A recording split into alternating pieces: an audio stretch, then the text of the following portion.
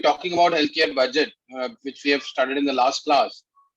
Can you just try and reconnect that rural development and healthcare budget and all? How would these two things will be connected to each other? Yeah, because sanitation and healthcare is a major area of development for the rural parts of the country, so it's definitely connected. Okay. Has everyone joined the class? Shall I start?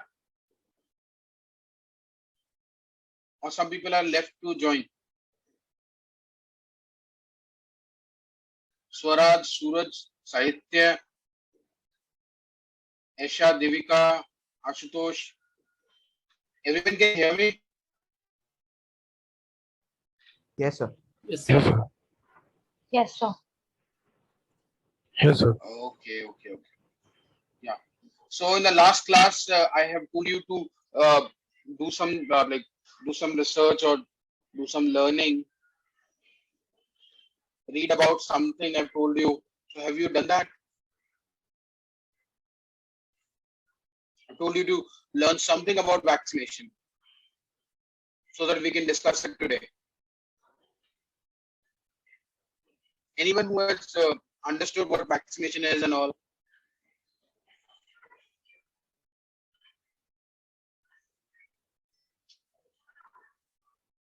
No one? Yes, sir. It's like a preparation to improve immunity in the body, like active immunity in the body. No. I have told you to understand the science, a bit of science behind it. And I've told you that vaccination is one very important thing.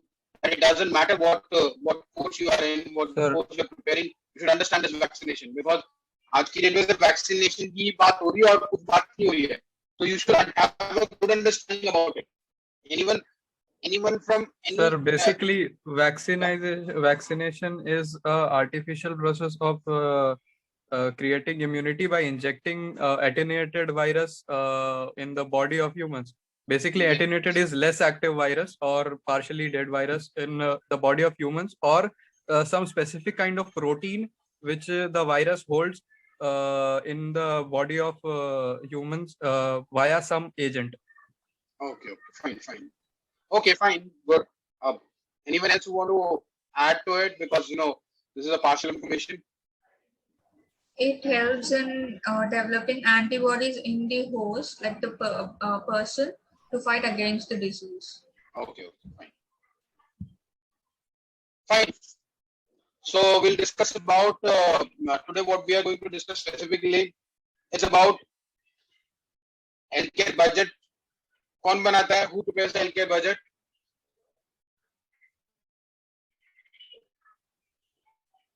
Finance Ministry. Sorry? Finance Ministry Department. Very good. Finance Ministry करती है. मतलब सरकार कर रही है. सरकार healthcare budget को मतलब बनाती है. तो हमने उसमें कई सारी चीजें देखी थी last time. So first and the foremost important thing what we are going to see is कौन कितना पैसा देता है in healthcare, who pays for the healthcare. ये जानना आपको बहुत जरूरी है ताकि आपकी these classes I tell these classes more of knowledge enhancing in nature, so that इतनी knowledge बढ़ रहा है कि आप कुछ ऐसा पढ़ रहे हो और पढ़ते पढ़ते आपको समझ में नहीं, मतलब थोड़ा सा बैकग्राउंड नॉलेज भी है, जैसे मैंने बता दिया. अभी मैं आपको बताने जा रहा हूँ who pays for the healthcare. थोड़ी सी बैकग्राउंड नॉलेज भी है और कुछ पढ़ रहे हो उससे रिलेटेड, तो आपको थोड़ा सा कनेक्शन बैठ जाए, वरना ऐसा ना हो कि बिल्कुल ही कुछ समझ में ना आए.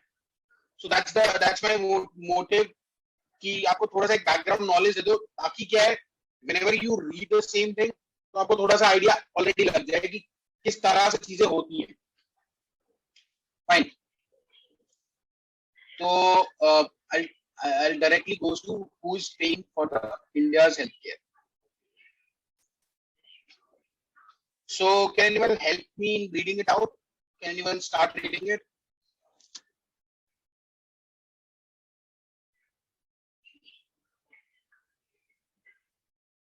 Anyone?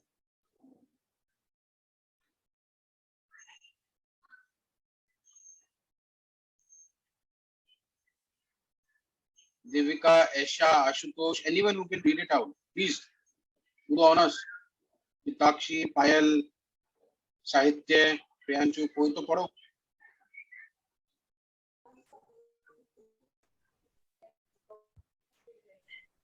An overwhelming 70% of healthcare expenses in India are met by out-of-pocket expenditure by the individual, due to which about 7% of population is pushed below the poverty threshold every year.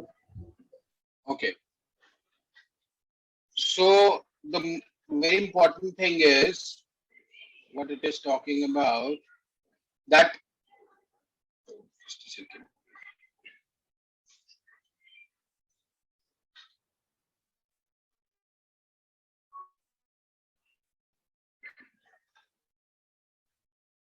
Yes, what it is talking about, that 70% of the healthcare expenses in India are met out of pocket. इसका क्या मतलब है? क्योंकि ये word आप बहुत बार सुनोगे, बहुत बार. What do we mean by out of pocket expenditure? Sir ऐसे एक्सपेंडिचर्स जो इंश्योरेंस या उसके अंदर कवर नहीं होते, लाइक टोटली हम लोग उसको अपने ऊपर से ही पे करते हैं. कोई Very भी good. सिंपल है, सिंपल सी बात है कि मैं हॉस्पिटल गया, ठीक है, मैं बीमार था, मैं हॉस्पिटल में एडमिट हुआ. एडमिट होने के बाद में जब बिल भरने की बारी आई तो मैंने अपनी जेब से पैसा निकाला और भर दिया bill. This is called out of pocket expenditure. This called out of pocket expenditure.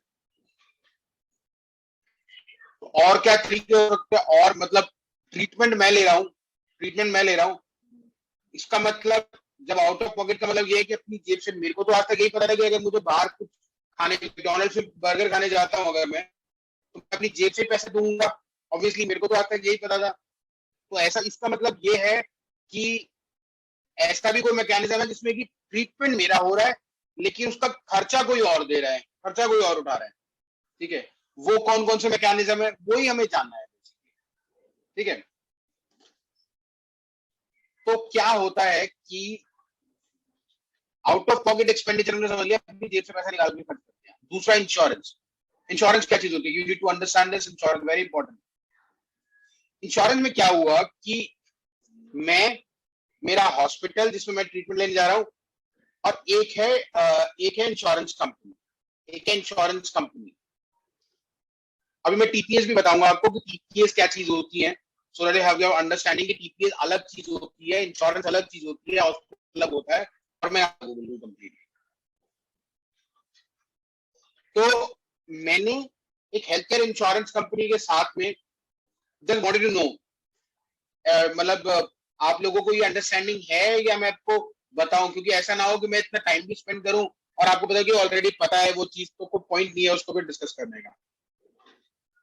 Insurance के बारे में, इंश्योरेंस क्या होता है, टीपीएस क्या होते हैं, इंडिविजुअल क्या होता है, हॉस्पिटल क्या होता है, और ये पूरा मैकेनिज्म काम कैसे करता है, मुझे प्लीज बता दो. Else I would not spend time on it. हम किसी और चीज पे भी टाइम स्पेंड कर सकते हैं अगर आपको ऑलरेडी पता है सब चीजें. तो सर मैकेनिज्म नहीं पता है सर. अच्छा, नहीं पता है तो मतलब I think everyone is on the page कि किसी को नहीं पता है. Let me just then share things कि कैसे काम करते हैं. Okay, okay, fine. तो मैंने क्या करा, मतलब मैं थोड़ा पढ़ा लिखा आदमी हूँ, थोड़ा सा पढ़ा लिखा हूँ, तो मुझे ये लगता है कि यार मेरे को अपनी फैमिली के लिए एक हेल्थ इंश्योरेंस कर लेना चाहिए. क्योंकि मैंने किसी के यहाँ देखा था, मेरे को जानने वाले थे, उनको देखा था मैंने कि जब उनको कोई बीमारी हो गई थी तो उनका 5 लाख का बिल आया था और उनके जो घर जायदाद बिक गए थे. तो उनको देख के मेरे को अकल आ गया कि यार ऐसा भी कुछ हो सकता है कि कहीं कल को मैं, मेरी फैमिली अगर हॉस्पिटलाइज हो जाए, ठीक है, तो मतलब मुझ पे 5 लाख रुपए एकदम से बर्डन ना पड़े. तो फिर मैंने कहा थोड़ा पढ़ा लिखा था, तो मैंने सर्च किया, तो सर्च करने पता चला हाँ एक ऐसे मैकेनिज्म है जिसको बोलते हैं हेल्थ इंश्योरेंस. तो मैं एक हेल्थ इंश्योरेंस कंपनी के पास गया, जैसे HDFC अर्गो, ठीक है, उस हेल्थ इंश्योरेंस कंपनी के पास में गया मैं. उस कंपनी ने मुझसे कहा कि हाँ, हम आपको और आपकी फैमिली में जितने भी लोग हैं उन सबको हम हेल्थ इंश्योरेंस दे देंगे, लेकिन हमारी एक कंडीशन है कि आपको हमें कुछ पैसे देने होंगे. ठीक है, तो वो क्या पैसे थे, उन्होंने बोला कि आपको एक प्रीमियम पे करना पड़ेगा। जैसे मैं और मेरी फैमिली में अगर 2 लोग हैं, 3 लोग हैं, 4 लोग हैं, 5 लोग हैं, जितने भी हैं, ठीक है, तो हम 5 लोगों को इंश्योरेंस देंगे। अगर आप में से 5 में से कोई भी आदमी हॉस्पिटल में 1 साल के अंदर, मतलब कॉन्ट्रैक्ट, एक कॉन्ट्रैक्ट होता है मेरे और इंश्योरेंस कंपनी के बीच में, जैसे कॉन्ट्रैक्ट, उसमें प्रॉपरली वर्डिंग्स लिखी रहती हैं, कौन कौन सी बीमारियां कवर होती हैं, कौन कौन से मतलब किस किस चीज, कौन कौन से हॉस्पिटल्स में जाके अगर हम ट्रीटमेंट लेंगे तो एप्लीकेबल होगा, ठीक है, वो सब उसमें कवर होता है, पूरा लिखा होता है, बहुत बड़ा डॉक्यूमेंट होता है, 6-7 पेजेस का डॉक्यूमेंट होता है जो हम बिना पढ़े साइन कर देते हैं। तो वो मुझे बोलते हैं कि चलो ठीक है, मेरे और आप इंश्योरेंस कंपनी HDFC अर्गो और मेरे बीच में एक कॉन्ट्रैक्ट हो गया। इन केस खुदा ना खास्ता अगर मेरी फैमिली के अंदर कोई बीमार पड़ता है, हॉस्पिटल में जाके एडमिट होता है, तो उस इंश्योरेंस कंपनी ने मुझे बोला है कि 1 साल अगर उस पर्टिकुलर टाइम पीरियड के बीच में आपके ऐसे कोई बीमार होता है, हॉस्पिटल का ट्रीटमेंट होता है, तो जितना भी पैसा लगेगा वो हम देंगे, ठीक है। तो मैंने कहा अच्छा, ये तो बहुत बढ़िया बात है, जितने भी पैसा लगेगा आप दे दोगे तो चलो ठीक है। तो उन्होंने बोला कि भाई मतलब हम आपसे 50,000 रुपए लेंगे एज ए इंश्योरेंस प्रीमियम, और आपका जितना भी खर्चा होगा हम सब देख लेंगे, जितना भी, चाहे 1 करोड़, 2 करोड़, 10 करोड़, जितना भी खर्चा होगा, we will look after it, we don't worry about it. मैंने बढ़िया है, लेकिन वो सिर्फ उतने ही टाइम पीरियड के बीच में, उसके अगर जैसे 22 मार्च को मेरी पॉलिसी का टाइम पीरियड खत्म होता है, तो 23 मार्च 2020 से लेके 22 मार्च 2021 तक ही वो टाइम पीरियड रहेगा, ठीक है। अगर उससे एक दिन भी आगे हो गया, then they will not cover, ठीक है। फिर मुझे लगा यार अच्छा, और ये मेरे को मेंटल सिक्योरिटी, फिर मेरे दिमाग में आया कि क्या मैं और मेरी फैमिली के chances of getting sick and getting hospitalised chances कितने हैं, ठीक है। तो मेरे को लगता है कि नहीं यार, ऐसे थोड़ा बीमार हो जाता है आदमी एकदम से, ठीक है। तो फिर मैंने क्या बोला कि आप मुझे इतना महंगा मत दो, कोई और सस्ता बता दो। तो उन्होंने मुझे बोला ठीक है कोई बात नहीं, आप हमें 18,000 रुपए दे, साल के 18,000 रुपए दे। अगर आप या आपकी फैमिली में से जितनों का भी नाम लिखा है इंश्योरेंस पॉलिसी के अंदर, उनमें से अगर कोई भी बीमार होता है, तो इंश्योरेंस कंपनी 5 लाख रुपए होता है, 5 लाख रुपए टोटल, तो 5 लाख रुपए हम देंगे। अगर आपका 6 लाख का खर्चा होता है तो 5 लाख तो हम देंगे, 1 लाख आपको खुद करना है, ठीक है। और अगर आपका 3 लाख का खर्चा होता है तो वो 5 लाख के अंदर आ ही जाता, 3 लाख का 3 लाख हम दे देंगे साल में, किसी सबका मिला के। So this is how an insurance work, insurance ऐसे काम करता है, ठीक है। Is it very clear with everyone? Any doubt?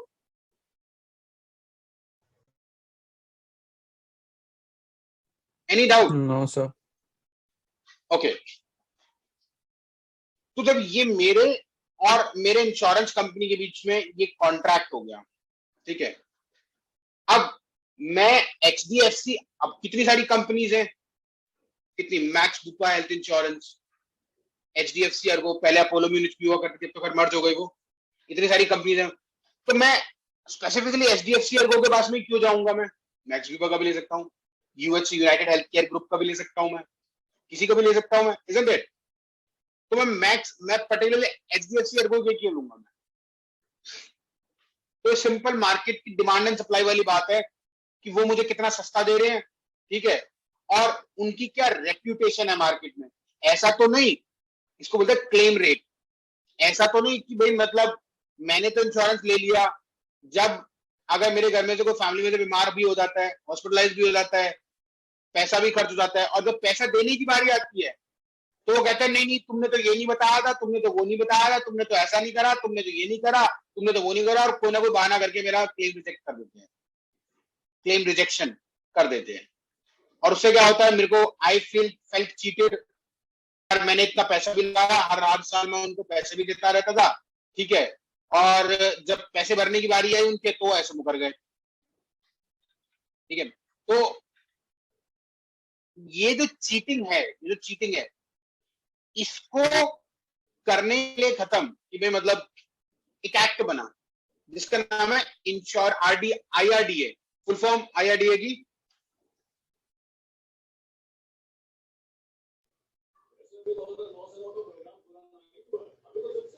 So IRDA Insurance Regulatory Development Authority of India. Very good very good.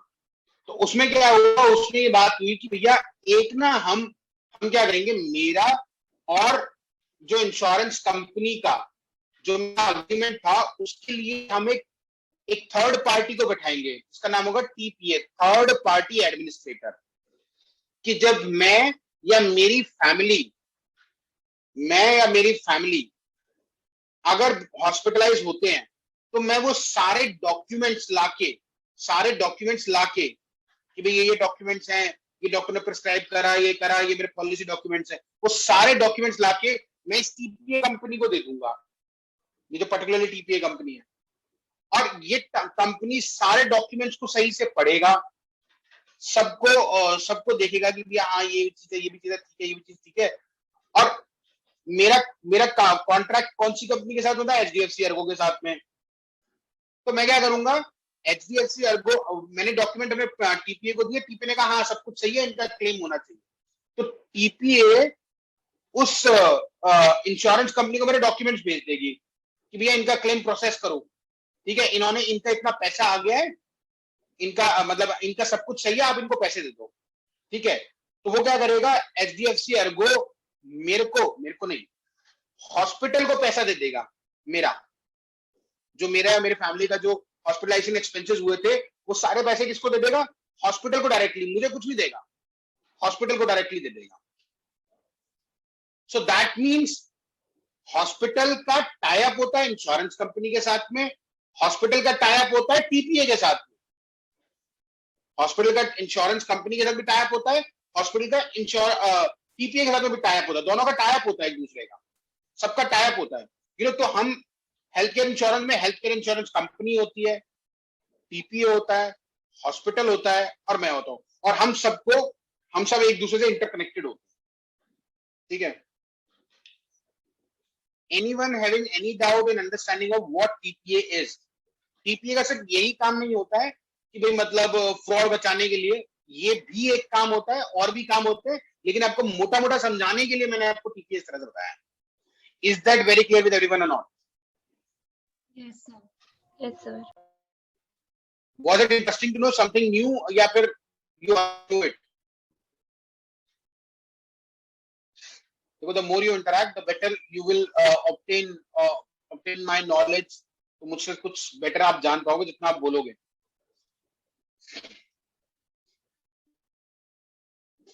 Is it very clear about insurance, health insurance कैसे काम करता है? Yes. Yes, sir. Yes, sir. अभी तक हो रहा था तो मैं पैसे या तो अपनी जेब से दे रहा था, पहली चीज। दूसरा मैंने मैकेनिज्म पढ़ लिया कि हेल्थ इंश्योरेंस से कैसे होता है, ठीक है। अब यार मेरे पास तो इतना पैसा है कि साल में मैं एक बार 20,000 रुपए 30,000 रुपए सिर्फ इंश्योरेंस के नाम के भर सकता हूँ, पर क्या सारी पॉपुलेशन इंडिया की भर सकती है? No, sir. Majority of the people, उनको साल No, sir. 50,000 रुपए नहीं मिलते, साल की उनकी इनकम ही 50-60, 1 लाख रुपए ज्यादा नहीं होती है, 2 लाख रुपए ज्यादा नहीं होती है, ठीक है। तो वो अगर 30,000 रुपए इंश्योरेंस में भर देंगे तो बेचारे खाएंगे कहाँ से? जिस महीने उनको इंश्योरेंस भरना पड़ेगा उस महीने तो वो खा ही नहीं सकते, तो फैक्ट हो जाएगा, तो वो कहाँ से भरेगा इंश्योरेंस प्रीमियम? नहीं भर सकता। तो ऐसे लोगों के लिए सरकार का एक माइंडसेट था, यार ऐसे गरीब भी लोग हैं, उन गरीबों के लिए हमको कुछ करना चाहिए। क्या करना चाहिए? हमें कुछ हॉस्पिटल बनाना चाहिए, सरकार कुछ हॉस्पिटल बनाएगी, वहां पे पेशेंट को ट्रीटमेंट जो है लगभग फ्री ऑफ कॉस्ट मिल जाएगा, लगभग फ्री ऑफ कॉस्ट, लगभग। और कोई अगर मर रहा होगा तो उसको फ्री ऑफ कॉस्ट ट्रीटमेंट मिलने से वो बच जाएगा, या आज उसे मरना है तो भैया चलो भाई दवाई ववाई खिला के वो 2 साल बाद 3 साल तक जिंदा रह सकता है, isn't it? तो इसका मतलब एक मैकेनिज्म ये हो गया कि सरकार भी पैसा खर्च करती है। अब सरकार किस चीज में पैसा खर्च कर रही है? सरकार इस बात पे पैसा नहीं खर्च कर रही है कि वो भी मैकेनिज्म आ चुका है वैसे, लेकिन अभी समझ के लिए आप ये समझ लो, सरकार इस बात पे पैसा नहीं खर्च कर रही कि आप किसी भी हॉस्पिटल में जाके ट्रीटमेंट ले लो, किसी भी हॉस्पिटल में जाके ट्रीटमेंट ले लो और सरकार क्या करेगी, उस हॉस्पिटल को पैसे दे देगी। ऐसा सरकार नहीं कर रही है, जबकि ये मैकेनिज्म आ चुका है। लेकिन समझ के लिए समझ लो कि सरकार कैसे करती है, सरकार अपने हॉस्पिटल बना देती है जहां पे कि फ्री ऑफ कॉस्ट ट्रीटमेंट मिलेगा, कि कोई मेरे जैसा गरीब आदमी पहुंच जाएगा हॉस्पिटल में कि मेरे को पेट में दर्द है, सर में दर्द है, ये लेकर वहां पे डॉक्टर बैठा होगा, डॉक्टर एक प्रिस्क्रिप्शन लिखेगा, डॉक्टर प्रिस्क्रिप्शन लिखकर और मेरे को दे देगा, और मैं उस वहीं पर एक फार्मेसी भी होगी, वहीं पे दवाई वाला भी होगा, मैं उसको दिखाऊंगा और सस्ते रेटों में मुझे दवाई दे देगा। तो एक तरह से क्या हो गया, मेरे को यही चीज अगर मैं किसी प्राइवेट हॉस्पिटल में जाता तो मेरे को 50,000 तो नहीं है, ज्यादा हो जाएगा वो, बट हाँ 1,000-2,000 रुपए लग जाते मेरे। यही चीज मैं गवर्नमेंट हॉस्पिटल में गया तो मेरा 100-200 रुपए में काम हो गया। तो एक तरह से सरकार ने भी अपने हॉस्पिटल खोल के एक जो गरीब आदमी है उसको एक तरह से ट्रीटमेंट दिलवा दिया। ठीक है, is that very clear with everyone? Yes, sir. Yes, sir. Okay okay. अभी क्या एक नया मैकेनिज्म आया, किसी ने आयुष्मान भारत के बारे में सुना है कि नहीं सुना है? Yes, sir. सुना है? Yes, sir. ओके, क्या है आयुष्मान भारत, बताओ मुझे।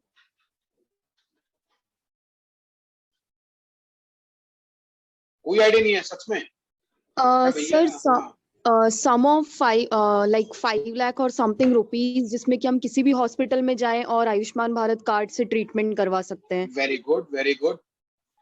The entire family is provided with the 5 lakhs where they can get the treatment done free of cost. Like they can utilize the 5 lakhs for free of cost treatment. Very good, very good, very good. I'm happy that you have some idea about it. Okay. Treatment किसी भी hospital में जाके free कैसे करा लेगा भाई? Just wanted to know. नहीं, you are right. I'm saying Government that you is are right. paying for it, so.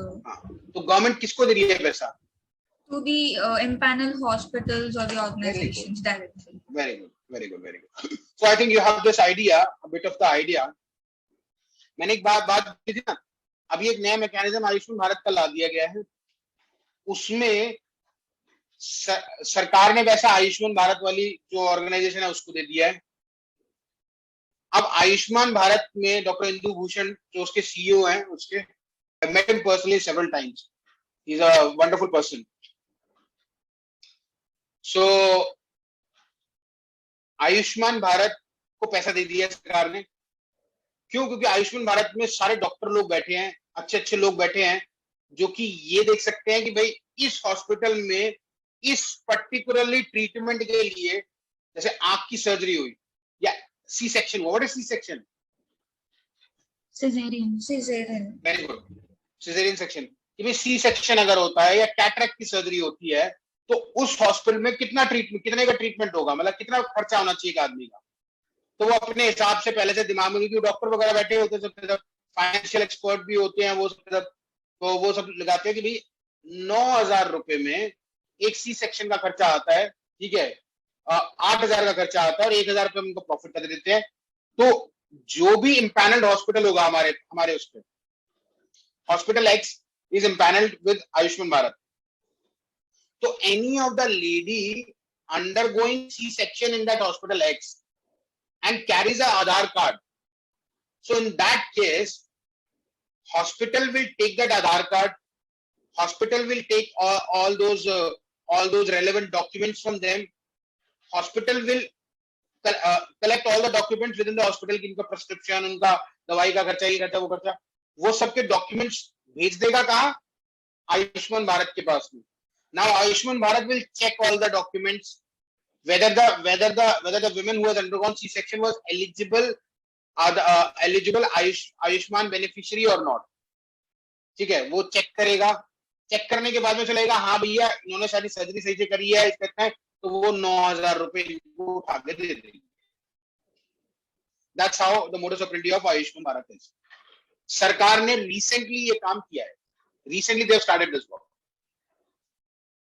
तो अब तक हमने कई सारी चीजें पढ़ ली, पहली चीज आउट ऑफ पॉकेट एक्सपेंडिचर क्या होता है, दूसरी चीज हाउ हेल्थ इंश्योरेंस वर्क्स, तीसरी चीज गवर्नमेंट हॉस्पिटल्स क्यों बनाती है अपने, चौथी चीज ये आयुष्मान भारत क्या चीज। Is that very clear? और कोई तरीका है अगर कोई पेशेंट बीमार पड़ जाए, कोई आदमी बीमार पड़ जाए और उसको खर्चा करना हो, तो और कोई तरीका हो जिसमें कि वो उसको पैसा मिल सके, मतलब उसका ट्रीटमेंट हो सके, और कोई तरीका है? सोचो प्लीज, थिंक ऑफ इट।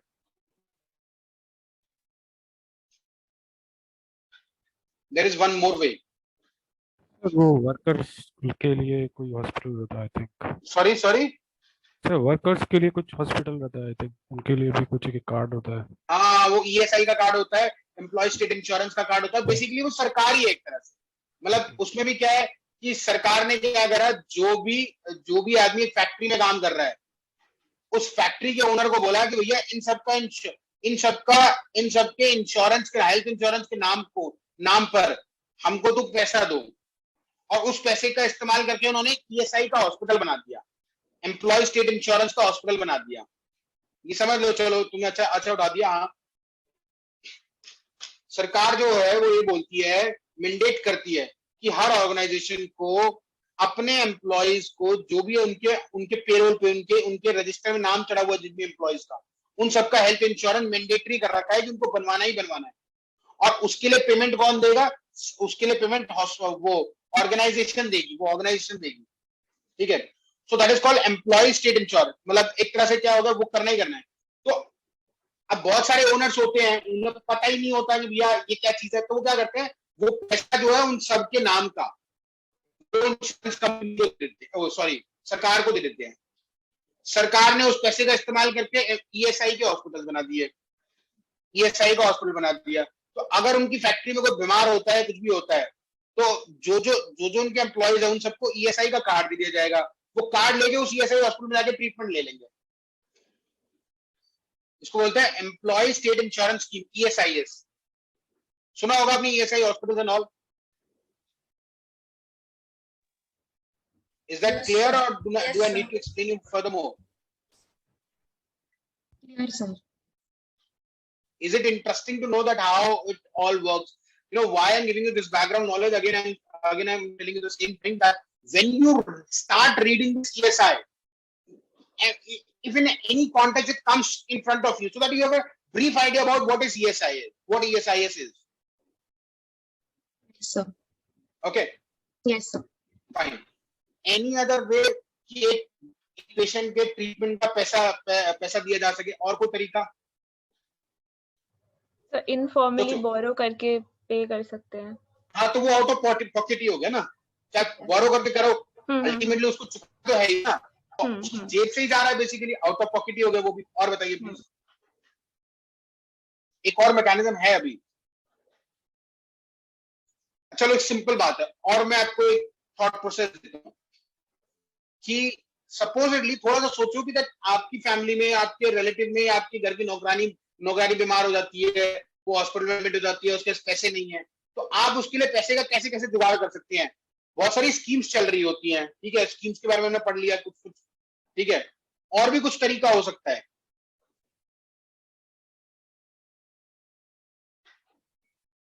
क्या क्या करोगे आप, क्या कर सकते हो?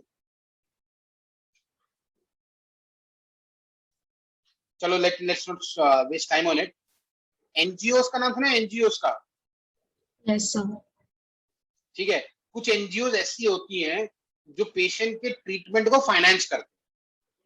बहुत सारी ऑर्गेनाइजेशन होती है, जैसे अब जैसे युवराज सिंह फाउंडेशन है, वो बच्चों के कैंसर को ट्रीटमेंट को फाइनेंस करते हैं, ठीक है, 2 लाख रुपए, 3 लाख रुपए, मतलब कुछ तो दे ही देते हैं वो लोग। भाई एक आदमी होता है कि भाई 2 लाख रुपए मेरे पास में है, 2 लाख रुपए युवराज सिंह फाउंडेशन से मिल जाएंगे, चलो ट्रीटमेंट हो जाएगा, 3.5 लाख में ट्रीटमेंट, 3.5 लाख कॉस्ट है, तो चलो मतलब कुछ अपने पास से हुआ, कुछ उनकी तरफ से हो गया। ये भी एक मैकेनिज्म है जिससे कि पैसे मिलते हैं, और ये बहुत ही इंपॉर्टेंट मैकेनिज्म है। So we understood several things about कौन ट्रीटमेंट को फाइनेंस करता है, ठीक है ना। एक तो आउट ऑफ पॉकेट हो गया, एक हेल्थ इंश्योरेंस हो गया, एक गवर्नमेंट हॉस्पिटल्स हो गए, ठीक है, एक गवर्नमेंट की स्कीम हो गई ईएसआईएस, एक गवर्नमेंट की स्कीम हो गई आयुष्मान भारत, एक हो गया एनजीओ का, एनजीओ से ट्रीटमेंट होता है. अब ना I am focusing more on government वाला पार्ट. आउट ऑफ पॉकेट देख लिया हमने, बाकी हेल्थ इंश्योरेंस में देख लिया, गवर्नमेंट वाले पार्ट पे भी फोकस. तो सरकार में कौन सी सरकार पैसा देती है? छोड़ो ये क्वेश्चन, कितने तरह की सरकार होती है, please tell me. Sir 2 types की, एक सेंट्रल एक स्टेट. ओके तो 2 तरह की नहीं होती है, एक और भी तरीके की होती है. और लोकल बताइए please. Municipal. Very good. Local government वो कौन सी होती है? रूरल और अर्बन. म्युनिसिपल नहीं. रूरल अर्बन क्या? What is rural and urban? I don't know what is rural and urban. Sir panchayat समिति. हाँ, लोकल गवर्नमेंट जैसे पंचायत समिति होगी, और भी होती है एक. म्युनिसिपल कॉर्पोरेशन होता है sir. Very good. Municipal corporation, जैसे दिल्ली में एमसीडी है, municipal corporation of Delhi. Mumbai में कौन सी है? मुंबई में एमएनसी. नहीं एमएनसी नहीं है. बीएमसी मल्टीनेशनल पालिका. BMC sir. Sorry, BMC. Very good. BMC, Mumbai municipal corporation. ये लोकल गवर्नमेंट. एक्चुअली में नवी मुंबई में सर एनएमएमसी होता है sir. Navi Mumbai municipal corporation. हाँ, नवी मुंबई में एनएमएमसी है. Navi Mumbai municipal corporation, state in Navi Mumbai. Yes I know that place. मैं सीबीडी बिलासपुर में रहा हूँ बहुत. I know that.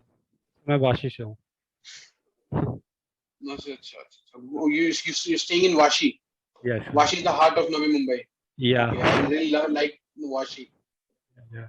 Okay, fine. Let's not get. Okay. तो ऐसी म्युनिसिपल कॉर्पोरेशन होती है. अगर सेंट्रल गवर्नमेंट पैसा दे रही है तो अगर यूनियन गवर्नमेंट इज फाइनेंसिंग, मतलब पैसा दे रही है फॉर द ट्रीटमेंट की, भी हॉस्पिटल बना दिया या किसी को पैसा दे दिया, किसी ऑर्गेनाइजेशन को कि भैया तुम देखो, जैसे ईएसआईएस बना दिया था उन्होंने. ऐसे सीजीएचएस स्कीम भी बनी हुई है, central government health scheme. CGHS scheme भी बनी हुई है, वो भी सरकार ने बनाई हुई है, सरकारी पैसा देती है उसके लिए. ठीक है. एक तो यूनियन गवर्नमेंट पैसा देती है, दूसरा स्टेट गवर्नमेंट पैसा देती है. स्टेट जैसे आंध्र प्रदेश की सरकार दे रही है, महाराष्ट्र की सरकार दे रही है, दिल्ली की सरकार दे रही है, हरियाणा की सरकार दे रही है, यूपी की सरकार दे रही है, मध्य प्रदेश की सरकार दे रही है, कर्नाटक की सरकार. मतलब लेकिन कर्नाटक की सरकार पैसा हरियाणा को नहीं देगी, कर्नाटक में पैसा लगाएगी. आया ना. तमिलनाडु की सरकार जो है,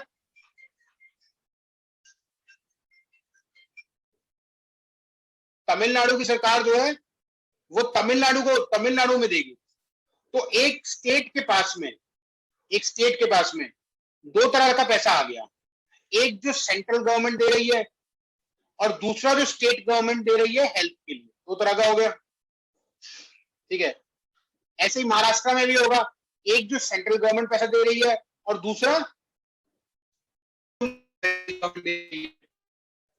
अब सपोजिटली कोई मुंबई में रहता है. I'm just give me 1 minute. I am just receiving a call. I'll just speak to the person and I'll just get back.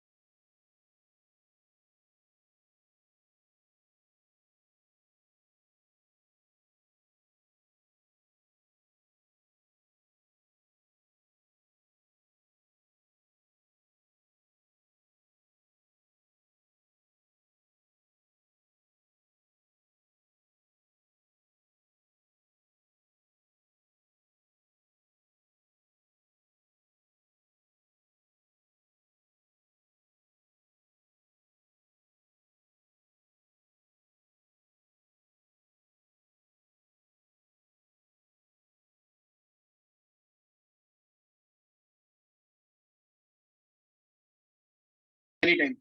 Okay, I'm so sorry for this. Yeah. What we were discussing, Maharashtra government के पास में दो तरह, महाराष्ट्र के जो लोग हैं उनके पास दो तरह से पैसा आ गया. एक तो यूनियन गवर्नमेंट ने दे दिया, एक स्टेट गवर्नमेंट ने दे दिया. अगर सपोजिटली कोई आदमी मुंबई में रह रहा है तो उसको बीएमसी की तरफ से भी पैसा आता है. अब now will understand, there are hospitals in India which are governed by union government, जैसे यूनियन गवर्नमेंट, जैसे एम्स एक्ट ऑफ पार्लियामेंट 1956 के थ्रू बना हुआ है और उसकी सारी फाइनेंसिंग सेंट्रल गवर्नमेंट करती है. Is it very clear? Yes, sir. Yes, sir. AIIMS सामने एक और हॉस्पिटल है, क्या नाम है उस हॉस्पिटल का, कोई बता सकता है?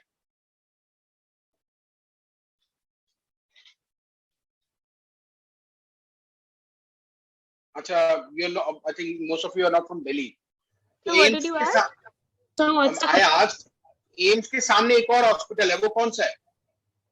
Oh. Safdarjung hospital. Very good, Safdarjung hospital. Safdarjung hospital is being run by Delhi government. Understand? वो दिल्ली सरकार चलाती है. एम्स को कौन चलाता है? एम्स को पैसा कौन देता है? Central government. सफदरजंग हॉस्पिटल को पैसा कौन देता है? Delhi government. दिल्ली गवर्नमेंट. ठीक है. और ऐसे भी कुछ हॉस्पिटल्स हैं जिनको की MCD, municipal corporation of Delhi पैसा देती है, जैसे जग परवेज चंद हॉस्पिटल, ये एमसीडी का हॉस्पिटल है. एमसीडी ने अपने आप अपना हॉस्पिटल बनाया हुआ है. You got my point? Yes, sir. मैं जरा मुंबई के कॉन्टेक्स्ट में बताता हूँ उसको. देखो, I have been in Mumbai and Delhi more, so I know more about it. ऐसे ही आपके यहाँ पे कोई हॉस्पिटल है तो उस हॉस्पिटल की वेबसाइट पे जाके चेक करना, ठीक है, कि उस पर लिखा रहता है eye hospital run bye so and so, what ever it is. ठीक है, तो लिखा रहता है म्युनिसिपल कॉर्पोरेशन ऑफ चेन्नई भी हो सकता है, आई डोंट नो, एमसीसी बोलते हैं उसको या और कुछ उसका नाम है, what ever it is, but ऐसा होता है. ठीक है, तो उसमें लिखा रहता है a hospital run by Tamil Nadu government, वो लिखा रहता है उनकी वेबसाइट. तो मैं दिल्ली और मुंबई में ज्यादा रहा हूं तो मुझे उनका ज्यादा पता है. जैसे अब नायर हॉस्पिटल सुना है मुंबई में किसी ने? Nair hospital, BL Nair. Yes, sir. Sion hospital, Sion hospital. Yes, sir. Lokmanya Tilak municipal general hospital, Yes, है sir. ना? ये हॉस्पिटल जो है, ये पर्टिकुलर हॉस्पिटल जो है, is being run bye BMC. It is not by the Maharashtra government, it is run by the BMC. Win Mumbai municipal corporation चलाती है हॉस्पिटल्स को. Got my point? मतलब उसका पैसा बीएमसी की तरफ से आता है. मुझे एक डाउट है. या please go ahead. CMC Vellore जो है गवर्नमेंट हॉस्पिटल है या प्राइवेट हॉस्पिटल है? You have to check it. मेरे हिसाब से it's not a government hospital. It is basically वो क्रिश्चियन मिशनरीज का हॉस्पिटल था और एक तरह से उनको एनजीओ कंसिडर कर सकते हैं. बट मैंने एक्चुअली में पढ़ा है, स्टडी भी करी थी, लेकिन मैं भूल गया अभी. बहुत सिंपल तरीका है. Do it now. I would request you, urge you to do it now. Google it out, find it out कि भैया अबाउट अस, सीएमसी वेल्लोर की वेबसाइट पे जाओ, अबाउट अस में जाओ और पढ़ो who runs this hospital, who page for this hospital. ठीक है. Read it out and tell me. Sir, it says that it's a private hospital, Christian community run medical school. वो NGO types हो गए. ठीक है, क्रिश्चियन मिशनरीज की एक organisation है, वो ऑर्गेनाइजेशन पैसे देते हैं. बहुत पुराना है ये, बहुत अच्छा हॉस्पिटल, सीएमसी वेल्लोर हॉस्पिटल है ये, but it's a private hospital. CMC Ludhiana भी है. ठीक है, तो अब आपको ये समझ में आ गया कि कोई ऑर्गेनाइजेशन है तो उसको कैसे मैं जानूं उसके बारे में. That's why I asked you one question last time, who's your best friend? This is why it is. You know, इतना दिमाग लगा के अब आपको मैंने समझा दिया कि ये ऐसे ऐसे करके होती है. इसका पैसा वो देता है, उसका पैसा वो देता है, मैंने समझा दिया. अब एक हॉस्पिटल है, उसका नाम है टाटा मेमोरियल हॉस्पिटल. सुना है किसी ने नाम? Cancer hospital. Yes, sir. हाँ, वेरी गुड. Yes, sir. सुना है ना नाम? Yes, TMH. sir. Yes, sir. I am giving you 2 minutes to tell me who runs this hospital. Tata Trust.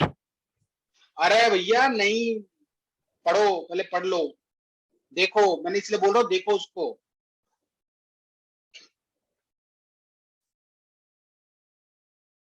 मैं आपको एक और बात बता दूं, Tata institute of social sciences is not being run by Tata. Ratan Tata नहीं चलाता किसको, ये भी समझ लो तुम। This is not a college of Tata. Tata का कोई कॉलेज नहीं है अब ये। It's been completely run by central government, not state government, central government. Okay. Yes, तो आपको पता होना चाहिए भैया इनकी। थोड़ा सा बैकग्राउंड में जाके चेक करो that it was nationalised, college was nationalised, सरकार ने लिया अपने अंडर में। मिनिस्ट्री ऑफ हेल्थ 100% लिखा हुआ है, सेंट्रली फंडेड ऑर्गेनाइजेशन है ये। सॉरी, मिनिस्ट्री ऑफ हेल्थ लिखा हुआ है। टीएमएच में। हाँ sir, in 1957 the Ministry of Health took over the Tata Memorial Hospital लिखा हुआ है। हाँ, उसके बाद में अभी कौन चला रहा है उसको पढ़ो एक बार ढंग से। डिपार्टमेंट ऑफ एटॉमिक एनर्जी चला रही है इस हॉस्पिटल को। हाँ, department of 1962 atomic energy. Yes sir. हाँ, समझ में आ गई बात आपको। और किस जो है तुम अपने दिमाग से निकाल दो, मेरे को भी आ गया डाउट। मेरे को तो जानने के बाद भी आधा टाइम बाद में समझ में आया कि अच्छा ये तो ये ऐसे है ही नहीं। This is not being run by Tata. सरकार पैसा देती है 100% इसका। NITs सर, NIT जैसे ना, NIT हाँ, IIT बिल्कुल बिल्कुल बिल्कुल बिल्कुल बिल्कुल ऐसे ही, ऐसे सरकार पैसा देती है। जैसे मैंने आपको देखो, जैसे मैंने आपको हॉस्पिटल्स और हेल्थ केयर के बारे में बताया, ऐसा ही सेम यूनिवर्सिटीज के बारे में भी है कि कुछ होते हैं सेंट्रल यूनिवर्सिटीज जो जिसका पैसा सरकार देती है, यूनियन गवर्नमेंट देती है। ऐसे ही होता है स्टेट यूनिवर्सिटीज, जिसका पैसा वो पर्टिकुलर स्टेट देता है, स्टेट का गवर्नमेंट देती है। तीसरा होता है लोकल यूनिवर्सिटीज, ऐसे जो मतलब लोकल जो एमसीडी जैसे टाइप्स, एमसीडी या बीएमसी टाइप्स, ऐसी भी यूनिवर्सिटीज होती हैं। उसके बाद होता है प्राइवेट, जो प्राइवेट मैंने बात की थी ना, प्राइवेट में जाके अपना ट्रीटमेंट ले लो आप। So I have spent around 48 minutes in explaining you, sorry 45 minutes in explaining you कौन कितना पैसा देता है और कैसे कैसे ये रन करता है। Has the framework been clear in your mind now? अगर आपको थोड़ा सा ये देखा जाए, पढ़ो इससे रिलेटेड, तो आपके दिमाग में कुछ पिक्चर बनेगी या नहीं बनेगी, हाँ या ना? I want a very enthusiastic answer from you, please यार। मेरे को भी थोड़ा सा मोटिवेशन दे दिया करो कि मुझे लगे कि हाँ आपको मजा आ रहा है पढ़ने में, समझ आ रहा है। Please tell me. हाँ सर, मजा आ रहा है। अब अगर हम इस आर्टिकल को आप पढ़ेंगे, ठीक है, आप में से ही कोई पढ़ेगा, तो हम समझ पाएंगे, बट इसको तरीके से या नहीं समझ पाएंगे। चलो अभी देख लेते हैं, इसको भी देख लेते हैं।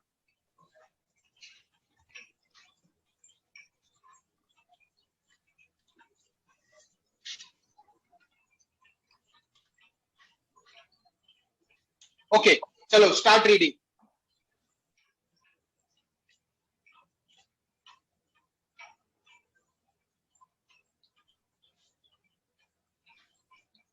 अरे कोई पढ़ लो यार।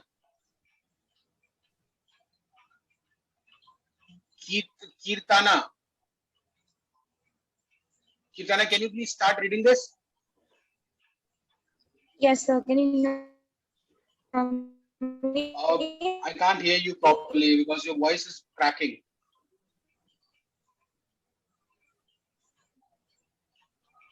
Anyone else? No, you're not audible. Gaurika, can you please start reading? Hello? Yeah, you're not audible properly.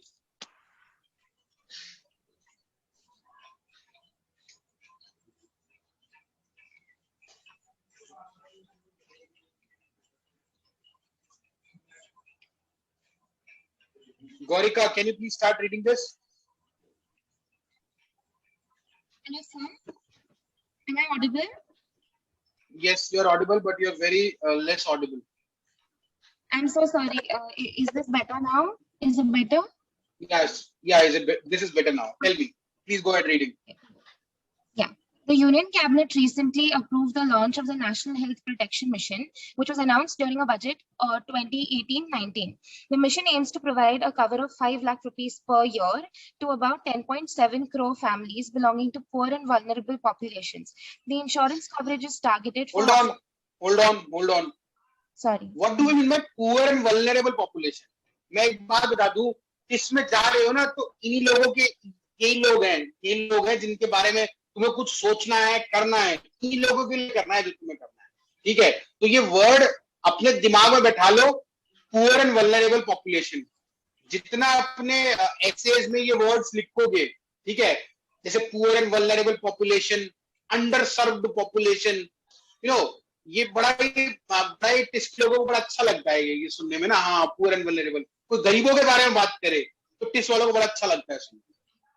Because I am from TIST, I know that. So that's why I thought to tell you that हाँ, अपने essays में जब भी आप पढ़ रहे हो तो ऐसे के वर्ड्स जो हैं आपको थोड़ा सा पिक आउट लगने हैं, फिट कराने कहीं ना कहीं आपको, ठीक है? जैसे भी आपको लगता है तो जितना ये लिखोगे under served population, rural population, ठीक है, एजुकेशन या हेल्थ केयर, ये सब चीजें उनको बड़ी अच्छी लगती हैं कि हाँ बेचारों के पास में हेल्थ केयर ही नहीं है, गरीब हैं, खाने लाइवलीहुड नहीं है. मतलब उनको अगर थोड़े पैसे मिल जाए पापड़ बनाने का लाइवलीहुड, लाइवलीहुड का है तो या स्टूडेंट क्या लाइवलीहुड वाला? तो मैं बता देता हूँ, थोड़ा सा एक्सप्लेन कर देता हूँ, थोड़ा you can understand, you have better understanding. Livelihood का मतलब क्या होता है? बेसिकली क्या है कि मैंने एक बार जो है सड़क पे लेडी भीख मांग रही थी, मैंने उसको बुलाया, मैंने कहा जरा भाई तू ले 2000 रुपए ले, ठीक है, और 2000 रुपए के आलू खरीद जाके और उसके पापड़ बना और उन पापड़ को बना के बेच, ठीक है, और जो तू पापड़ बना के बेचेगी फिर मुझे आगे रात को बता कितने के पापड़ बेचे तुमने, ठीक है? 2000 रुपए के बनाए, उसे 3000 के पापड़ बेच दिए, 500 रुपए मैंने रख लिए, 500 रुपए उसने रख लिए. जो लेडी भीख मांग रही थी अब उसको कुछ कमाने का मौका मिल गया, लाइवलीहुड, उसका लाइवलीहुड आ गया. Forget it. फाइन. तो ऐसी जो बातें हैं ना जिससे कि लोगों को पैसा मिले, एम्प्लॉयमेंट मिले और उनके दुख दर्द दूर हो, तो इसके लोगों को बड़ी अच्छी लगती है सब बातें. तो ऐसे वर्ड्स जो हैं ये you have to extract this words and put it you know in your essays and all. The poor and vulnerable population. चाहे आप गरीबों से प्यार हो तो, लेकिन ये वर्ड से जरूर प्यार होना चाहिए आपको. Okay, please go ahead. The insurance coverage is targeted for hospitalization at the secondary and tertiary care levels. Hold on. So we have talked about secondary and tertiary healthcare levels. What do we mean by secondary and tertiary healthcare? Last class में पढ़ा था हमने. So the first point of referral, that's secondary health and tertiary. Okay, very good. Can we have a round of applause for her? The first level of contact is secondary healthcare. Very good. मैंने explain किया था. मेरे को अगर cut लगेगा तो मैं hospital में जाके एडमिट हो जाऊंगा. छोटा सा मेरे को, मैं वो कर रहा हूँ, क्या बोलते हैं, नाइफ से कुछ कट कर रहा हूँ और हल्का सा कट लग गया मेरे को यहाँ पे, तो मैं हॉस्पिटल में जाके एडमिट हो जाऊंगा कि भैया मेरे को 10 दिन एडमिट रखो. क्या करेंगे हम जाकर, क्या होगा उसमें, बता दो ना example.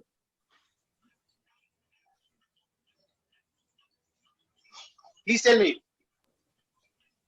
So the basic first line of medical attention is primary healthcare, and the second where I will have a basic admitting profile or something is secondary, and ultra specialized units are tertiary. Very good. मेरा एक doubt है. क्या, please go ahead. तो sub centre को कहाँ पे place करेंगे? Sub centre आएगा प्राइमरी में. Yes. प्राइमरी में ही. मतलब प्राइमरी जो हेल्थ केयर सेंटर के नीचे या ऊपर? सॉरी, हाँ, पीएचसी के नीचे सब सेंटर्स होते हैं. सब सेंटर होता है पीएचसी में क्या होता है, एक डॉक्टर भी हो जाता है ना, मतलब जैसे मर्जी होता है, हालत खराब होती है, बट उसमें क्या होता है, डॉक्टर्स नहीं होते हैं सब सेंटर्स में. Okay, hold on. Now it's your duty to read about PHC का स्टाफिंग, सब सेंटर का स्टाफिंग, सेकेंडरी हेल्थ सेंटर का स्टाफिंग. सेकेंडरी हेल्थ सेंटर को कम्युनिटी हेल्थ सेंटर भी बोलते हैं. और tertiary health care, tertiary hospital की स्टाफिंग, आपको you have to go through it, ठीक है, you have to go through it. और टर्शियरी में क्या क्या सर्विसेज देते हैं, सेकेंडरी में क्या क्या सर्विसेज देते हैं, प्राइमरी में क्या क्या सर्विसेज देते हैं, सब सेंटर में क्या क्या सर्विसेज देते हैं, ये आपके लिए बहुत इंपॉर्टेंट है। I can tell you, but ये एक ऐसी चीज है जो पढ़ के ही आपको समझ में आ जाएगी। So you have to read it. You write it down. You have to read this. Please go ahead. This post explains the healthcare financing scenario in India, which is distributed across the center, states, and the individuals. Indian health spending compared to other countries. The public health expenditure in India, total of center and state governments, has remained constant at approximately 1.3% of the GDP. Hold on. What do we mean by GDP? It's like the value of all the goods and services produced within a country. Excellent. Thank you. Can you even explain it with an example? मेरे को example के समझ में नहीं आता यार। I think आपने भी देखा होगा कि मैं सब कुछ एग्जांपल से बताता हूँ। For example, is that if a company from outside is in India, and whatever they're producing inside the territory of India, that will be coming under GDP. Good. That's a fineness of GDP. But I'm trying to understand GDP as a whole. What is GDP? ये सही बोला है आपने, within the territories of India. Very good. ठीक है। एक होता है GNP, वो outside the territories भी होता है, but I'm not going to do that. I want to understand broadly क्या होता है GDP. This is the fineness you are talking about. Good, I'm happy that you know that. Sir अगर एक geographical area, मान लीजिए कि हम एक छोटा सा ज्योग्राफिकल एरिया ले लेते हैं और उसमें एक इंसान बैठ के 10 बल्ब्स बना रहा है, तो वो जो 10 बल्ब्स बनाने की जो वैल्यू होगी ना, वो उस ज्योग्राफिकल एरिया का GDP। Very good, thank you. अरे ऐसे बताओ ना यार, 10 बल्ब बैठ के बना रहा है। मैं बताता हूँ, मेरी इनकम 1 लाख रुपए है, मेरे घर में 4 लोग हैं, चारों की इनकम 1-1 लाख रुपए है, तो मेरे घर का GDP कितना हो गया? 4 लाख रुपए। ऐसे पूरे देश का कैलकुलेट कर लो आप GDP in a wrong sense, but एक अंडरस्टैंडिंग बनाने के लिए। Very good, is explain. 10 bulb बना रहा है, सिर्फ पूरे इंडिया में सिर्फ 10 बल्ब ही बन रहे हैं। That is the GDP of India. ठीक है। मुझे एक डाउट है सर, GDP में जब हम लोग कुछ प्रोड्यूस कर रहे हैं सर, उसके लिए हम लोग कुछ इंपोर्ट किया, सर्विस इंपोर्ट किया है, वो सब किया सर, उसमें वो भी इंक्लूड करते हैं GDP में? अरे भैया, ये फिर अगर तुम इसमें जाओगे तो ये इकोनॉमिक्स का पार्ट है, बहुत बड़ा पार्ट है। ठीक है। तो वो सब माइनस भी होता है, प्लस भी होता है, बहुत सारी चीजें होती है उसके अंदर। तो don't get into in all these things. ठीक है। इसके फॉर्म है। तो मतलब सर ये हुआ ना, मतलब जो फाइनल प्रॉफिट जो मिलेगा वो GDP है? नहीं, फाइनल प्रॉफिट नहीं है। मतलब देखो, जो आप गुड्स एंड सर्विसेज प्रोड्यूस कर रहे हो इन द कंट्री, ठीक है, दैट इज कॉल्ड GDP। अब वो देखो, इसका एक फॉर्मूला होता है, इसके लिए बहुत सारी फाइनेंसेस होती हैं। अगर आप इसमें जाएंगे तो हम एक इकोनॉमिक्स क्लास में चले जाएंगे GDP क्या होता है, पर एक बेसिक चीज समझने के लिए ना, कि भाई प्रोडक्ट और services with in the territory of India in a given period of time कितना बनाया गया है, दैट्स इट। अगर आप ऐसे जाओगे कि भैया कि हम ऐसे तो इंपोर्ट करते हैं, उसका क्या है, ठीक है, वो एक इकोनॉमिक्स की क्लास का लेक्चर है। नो, आई थिंक इतनी फाइनेंस तुम्हें जानने की जरूरत नहीं। ठीक है। अब मेरे से भी पूछोगे तो मैं भी शायद नहीं बता पाऊंगा कि भैया हाँ उसको इंक्लूड करेंगे या उसको एक्सक्लूड करेंगे कि नहीं करेंगे। बहुत ही फाइन वाली बातें हैं। बेसिक समझना है, बेसिक GDP होता क्या है? The goods and services produced with in the territory of India, that's it, in a given period of time, that's it. उतना चल जाएगा। मेरे को उतने की जरूरत है। ठीक है। इज इट क्लियर सूरज? देखो, देयर आर सेवरल थिंग्स जो कि हम पढ़ सकते हैं बहुत डिटेल में, पर हमको कितनी जरूरत है हमें वो पढ़ना है। ये बात हमेशा से बाहर रखना, हमको कितनी जरूरत है हमें वो पढ़ना है। ऐसे तो हम we can get into the finance, बहुत सारी बातें पढ़ सकते हैं हम। मैं आपको इसी चीज में और भी बहुत सारी बातें बताता हूँ, पर हमें क्या जानना है हमें वो इम्पोर्टेंट है। Okay, okay. तो एक बेसिक चीज है, GDP पता होना चाहिए। GDP क्या चीज है? मतलब जो goods and services produced in the territory of India, that's it, in a given period of time, that's it.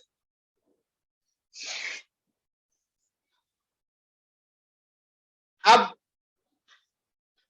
GDP हमने GDP क्या चीज होती है, थोड़ा सा बेसिक अंडरस्टैंडिंग ले ली। इसके बाद में क्या है, GDP का हम कितना खर्चा कर रहे हैं हेल्थ, पब्लिक हेल्थ एक्सपेंडिचर। तो हमें पहले ये वर्ड समझना है, what is public health expenditure. हमने ये मोर और लेस समझ चुके हैं हम। कोई मुझे एक्सप्लेन कर सकता है what is public health expenditure?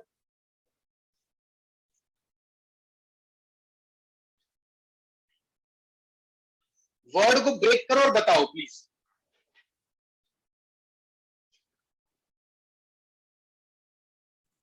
Public की हेल्थ पे होने वाला एक्सपेंडिचर।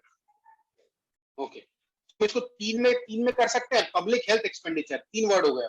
पब्लिक का मतलब क्या है? People of a country. Sorry, People of a country. Very good. Public general public हो गई ना, फिर ये हेल्थ मतलब हम समझ चुके हैं कल। उनके खाने पे भी खर्चा, उनके पानी पे भी खर्चा, ठीक है, उनके हेल्थ केयर पे भी खर्चा। पब्लिक हेल्थ एक्सपेंडिचर खर्चा मतलब इट्स लाइक ऑल दैट। तो कितना है? 1.3% ऑफ द जीडीपी। अब इसमें एक बात समझने की है, ये बहुत इंपॉर्टेंट टर्म है, सेंटर एंड स्टेट। और इसके अलावा भी होता है म्युनिसिपल कॉर्पोरेशन, लोकल गवर्नमेंट भी पैसा खर्च करती है। तो सेंटर कितना पैसा खर्च करेगा वो भी इंक्लूड होगा इसके अंदर। स्टेट गवर्नमेंट खर्च करेंगे, सपोज करो सेंटर ने 10,000 करोड़ रुपए खर्च करे पूरे साल में। अब महाराष्ट्र गवर्नमेंट ने 20,000 करोड़ रुपए खर्चा करे, तमिलनाडु गवर्नमेंट ने 40,000 करोड़ रुपए खर्चा करे, दिल्ली गवर्नमेंट ने 5,000 करोड़ रुपए खर्चा करे, ठीक है। तो इन सब को कैलकुलेट कर लिया जाए, इन सबको कैलकुलेट कर लिया जाए तो देखा गया दैट हमारे इंडिया का जीडीपी फॉर द ईयर, अगर मतलब एक साल का देखे, 2014-15 का जीडीपी देख ले या अभी का देख ले 2020 का, तो 200 लाख करोड़ रुपए है अपना, समवेयर अराउंड 200 लाख करोड़, ठीक है। तो 200 लाख करोड़ का 1% कितना होगा? 200 लाख करोड़ का 1% कितना होगा? कैलकुलेशन फटाफट होनी चाहिए। करोड़। अच्छा, 2 लाख करोड़। हाँ, थैंक यू। सॉरी, 1%, तो somewhere around 2 lakh crore rupees, या 2 लाख का भी 3 लाख लगा, 3 लाख भी नहीं, 2.6 लाख करोड़ रुपीस खर्चा किया जाता है सबसे सब मिला के। Union government, state government, local governments and all, मतलब ये सब मिला के, वो भी और जो भी छोटी मोटी गवर्नमेंट्स होती हैं पूरे इंडिया में, वो सब मिला के 2.6 लाख करोड़ रुपीस खर्चा कर रही है इंडिया के पब्लिक हेल्थ एक्सपेंडिचर। ये अंडरस्टैंडिंग क्लियर हुई आपको कि नहीं हुई? इसमें इंक्लूडेड दिल्ली के 5,000 करोड़ रुपए खर्चा किया हुआ भी है, इसमें इंक्लूडेड पंजाब के 4,000 करोड़ रुपए खर्चा करा हुआ भी इंक्लूडेड है, सब इंक्लूडेड है।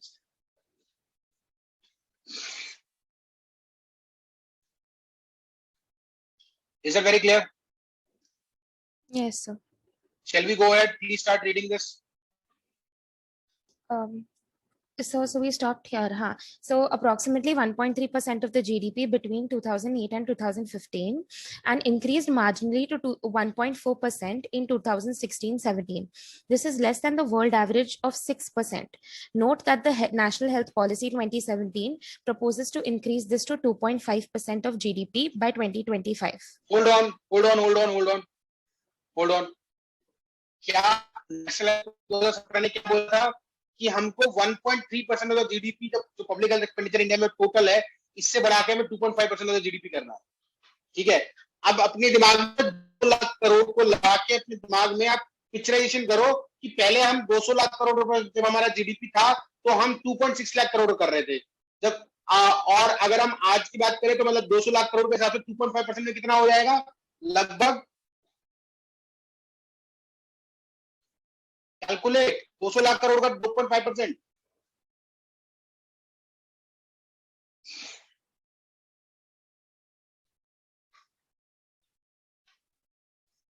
अरे भैया 200 लाख करोड़ का 2.5% कितना होगा? 5 लाख करोड़। Very good. तो इसका मतलब 2.6 लाख करोड़ से इंक्रीज करके हमको अपना जीडीपी, अपना जो हेल्थ केयर पब्लिक एक्सपेंडिचर है वो समवेयर अराउंड 5 लाख करोड़ रुपए करना है। मतलब कहने का मतलब ये है, देखो अब एक क्वेश्चन आता है, ये क्वेश्चन आएगा आपको बाद में भी समझ में आएगा कि क्यों हम हमेशा ये बात करते हैं जीडीपी का, अगर बात कर रहे हैं एजुकेशन सेक्टर पे खर्चा कर रहे हैं तो हम 10% ऑफ जीडीपी करना चाहिए, और अगर हमें हेल्थ पे खर्चा करना है तो 1.3% ऑफ जीडीपी करना चाहिए, है ना? ऐसी बात बोलते हैं हम हमेशा बार बार, जीडीपी के कॉन्टेक्स्ट में लेते हैं। उसका रीजन यही होता है क्योंकि जीडीपी एक ऐसी चीज है वो हर साल बढ़ती रहती है, मतलब अलग अलग नंबर होता है। लास्ट ईयर 200 लाख करोड़ का था इंडिया का जीडीपी, उससे पहले कुछ समवेयर अराउंड 190 लाख करोड़ के आसपास का जीडीपी होगा।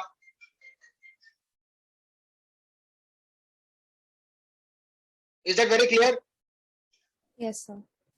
ठीक है, तो इसीलिए हम एक जीडीपी ले लेते हैं, बेस ले लेते हैं जीडीपी, और उसका 1.3 1.4 ऐसे करके करते रहते हैं कि भैया हमें इस टाइम पे कितना खर्च करना है।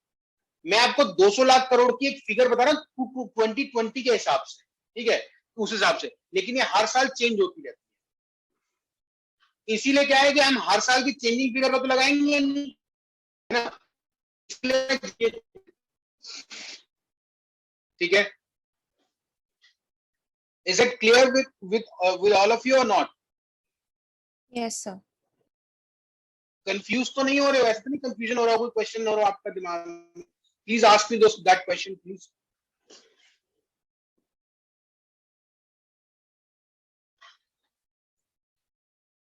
एनीवन प्लीज, या प्लीज कोई मुझे अपना रिस्पॉन्स दे दो कि समझ में आ रहा है, बोर तो नहीं हो रहे हो, या ऐसा तो नहीं कि तुमने ऑलरेडी पढ़ा हुआ है, तुम्हें ऑलरेडी पता ही है चीज, I am spending my energy and time into this. No sir, we are understanding. Okay, नया ही है ना टॉपिक, पुराना तो नहीं है, मतलब ऐसा नहीं कि तुमने पढ़ा हुआ है तो मतलब टाइम वेस्ट हो रहा हो आप लोगों का। No sir. Thank you. Okay please go ahead. Including the private sector, the total health expenditure as a percentage of GDP is estimated at 3.9%. Hold on. Say that the total health expenditure as a percentage of GDP is estimated at 3.9%. That means अगर हम private sector को और include कर ले, मतलब ये तो सिर्फ सरकार, हमने बहुत सारे पढ़ा था ना, मैं खुद अपनी जेब से पैसा निकाल के देता हूँ, हेल्थ इंश्योरेंस से निकलवा के देता हूँ, ठीक है, या सरकार मेरे लिए हॉस्पिटल खोलती है, या कोई एनजीओ करता है, एंड ऑल दैट। अगर हम बाकी सब चीजों को भी निकाल लें, डाल लें इसके अंदर, including the private sector also, तो हम अगर हमारा 200 लाख करोड़ का अपना जीडीपी है तो समवेयर अराउंड 4% हमारा जो टोटल हेल्थ एक्सपेंडिचर होता है, जिसमें कि सरकार तो 200 लाख करोड़ का 4% कितना होगा? 3.9% या 4%? 8 लाख। मतलब 200 लाख करोड़ रुपए में से 8 लाख करोड़ रुपए पूरे इंडिया के लोग मिलके हेल्थ केयर पे खर्चा करते हैं, ठीक है। उसमें से 8 लाख में से 2.5 लाख करोड़ रुपए approximately 1.3% of GDP, 2.5 lakh crore रुपए सरकार खर्चा करती है, ठीक है। तो बचा कितना? समवेयर अराउंड 5.5 लाख रुपए, 5.5 लाख करोड़ रुपए वो कौन खर्चा करता है? बाकी सब अपनी कोई जेब से खर्चा करता है, कोई किस तरह से, कोई किस तरह से, वो सब इंक्लूडेड है। Is the picture clear in your mind now? Yes sir. Please go ahead. अब आप क्लियर करके और समझ में आना शुरू हो जाएगा। Out of the total expenditure, effectively about 1/3, 30% is contributed by the public sector. We can see that 1.3% of the GDP and 3.9% of the GDP, or automatically 1/3 हो गया वो। Okay, please go ahead. This contribution is low compared to other developing and developed countries. Example includes Brazil 46%, China 56%, Indonesia 39%, USA 48%, and UK 83%. तो इसका मतलब USA में 48% जितना भी total खर्चा होता है वहां पे हेल्थ केयर पे, उसका 48% यूएसए की सरकार देती है, और इंडिया में से 30% दिया जा रहा है। शेमफुल। ओके, अब पढ़ो इसको।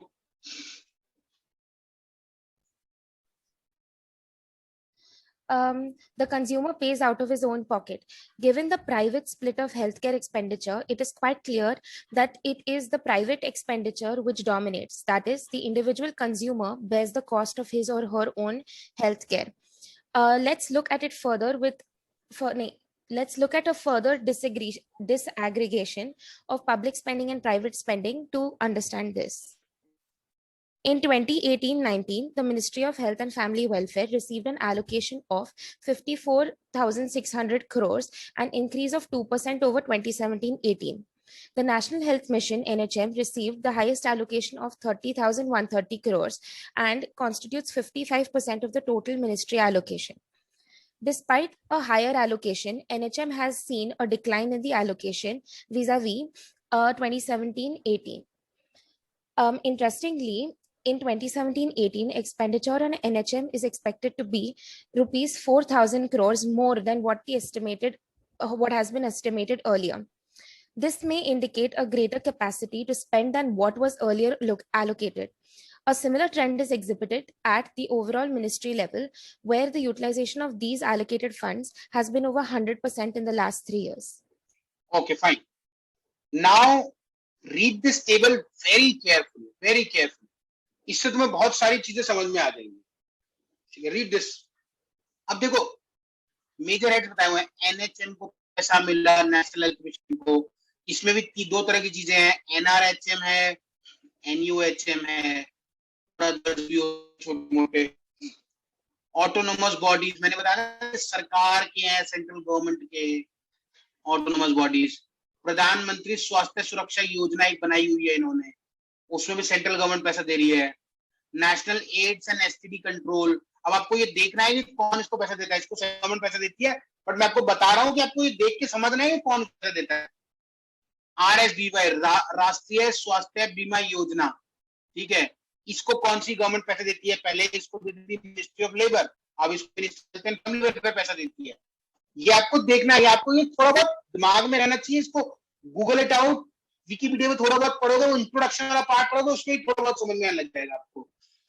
फैमिली वेलफेयर स्कीम्स है, जैसे उसमें पैसा खर्च होता है. जैसे होता है ना ये कॉन्ट्रासेप्शन के लिए कि भाई कुछ स्कीम्स निकाल रखी होती हैं कि भाई आप और मतलब लोगों को फ्री कॉन्डम्स बांटे जा रहे हैं, फ्री कॉन्ट्रासेप्टिव मेजर्स के लिए चीजें दी जा रही हैं, तो उसमें पैसा खर्च होता है. फ्री कॉन्डम भी फ्री का नहीं होता है, वो भी पैसा तो उसके लिए कहीं ना कहीं देना पड़ता है ना. जो कंपनी उसको बना रही है उसको तो पैसा देना पड़ेगा कि नहीं देना पड़ेगा? हाँ है ना.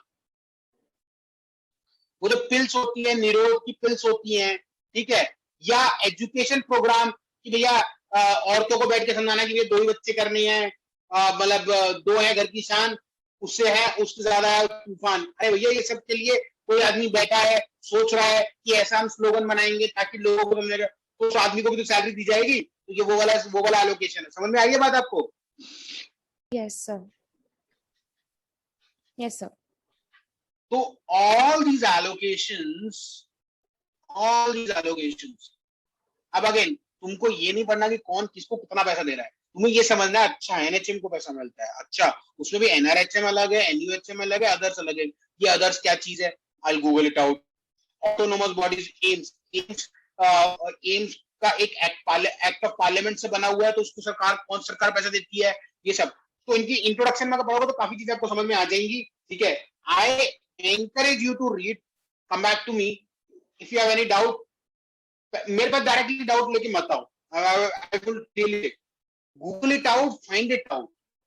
Then still you don't understand, then tell me. If I know it, I'll directly straight away tell you.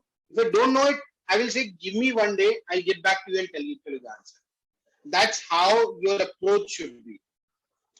Okay, now more or less I have covered this.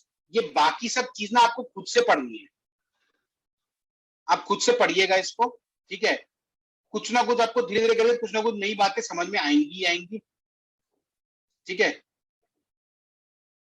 और ये देख लो who is paying for the health care, the wire का article है. ठीक है, कुछ ना कुछ आपको समझ में आएगी, नहीं आएगी तो आई एम देयर.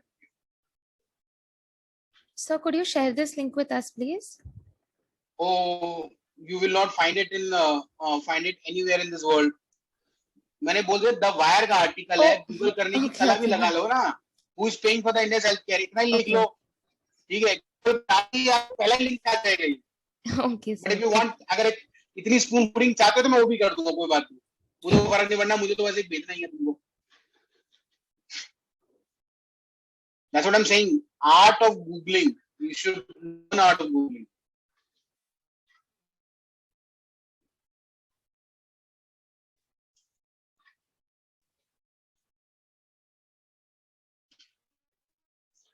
अरे यार,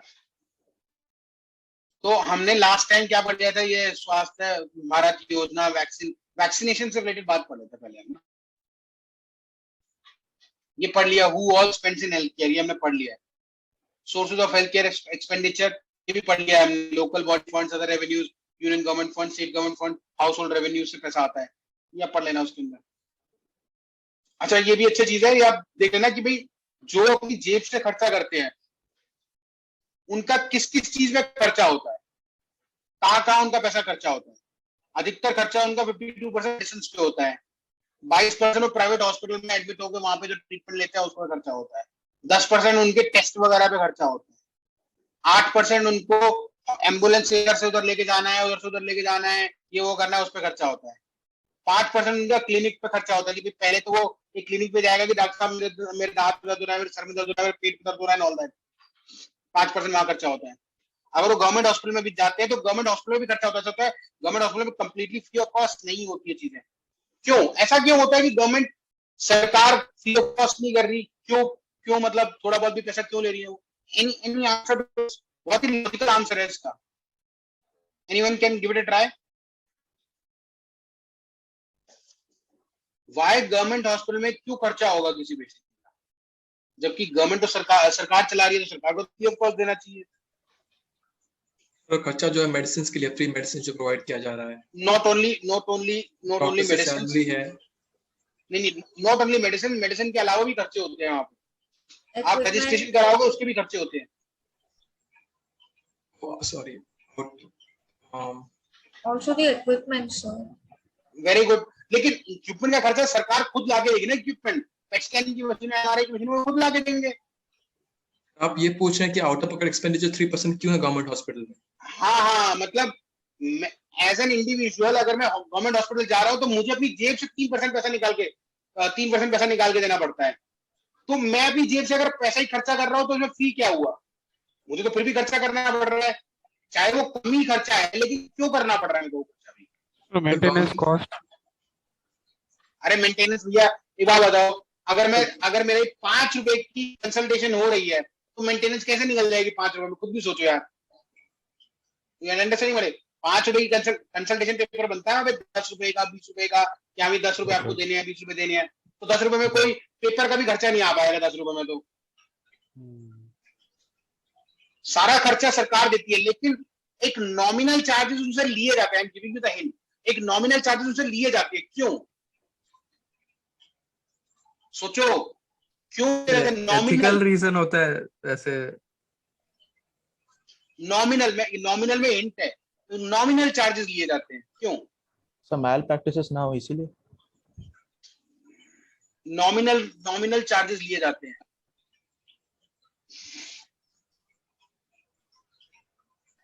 Think of it, nominal charges, user fee. Why user fee is there?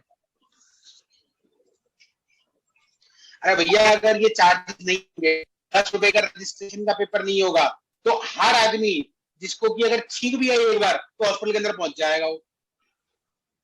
Getting my point? हर आदमी हॉस्पिटल के अंदर पहुंच जाएगा कि जी आज मेरे को छींक आ गई जी, तो मैं क्या करूं? फिर छींक आ गई तो, अरे भैया छींक तो किसी को भी आ सकती है, वो भी हॉस्पिटल की लाइन में लगा हुआ है। अब मुझे ये है कि भैया 10 रुपए देने पड़ेंगे वहां पर जाने के। छोड़, छींक आई है, मैं अपने घर में देखूंगा।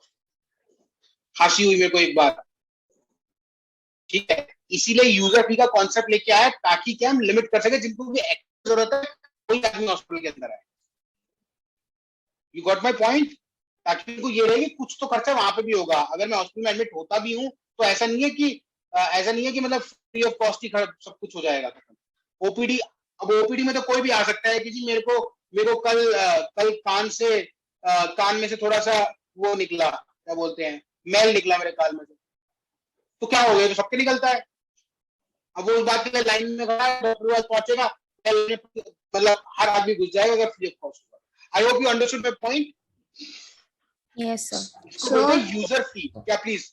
You mean to say there are certain base charges levied in Yes. government hospitals? Yes. This is called user fee. Okay. This is called user fee. User fee has to be paid by the concerned person who is obtaining the services. Okay, sir. Okay. Okay.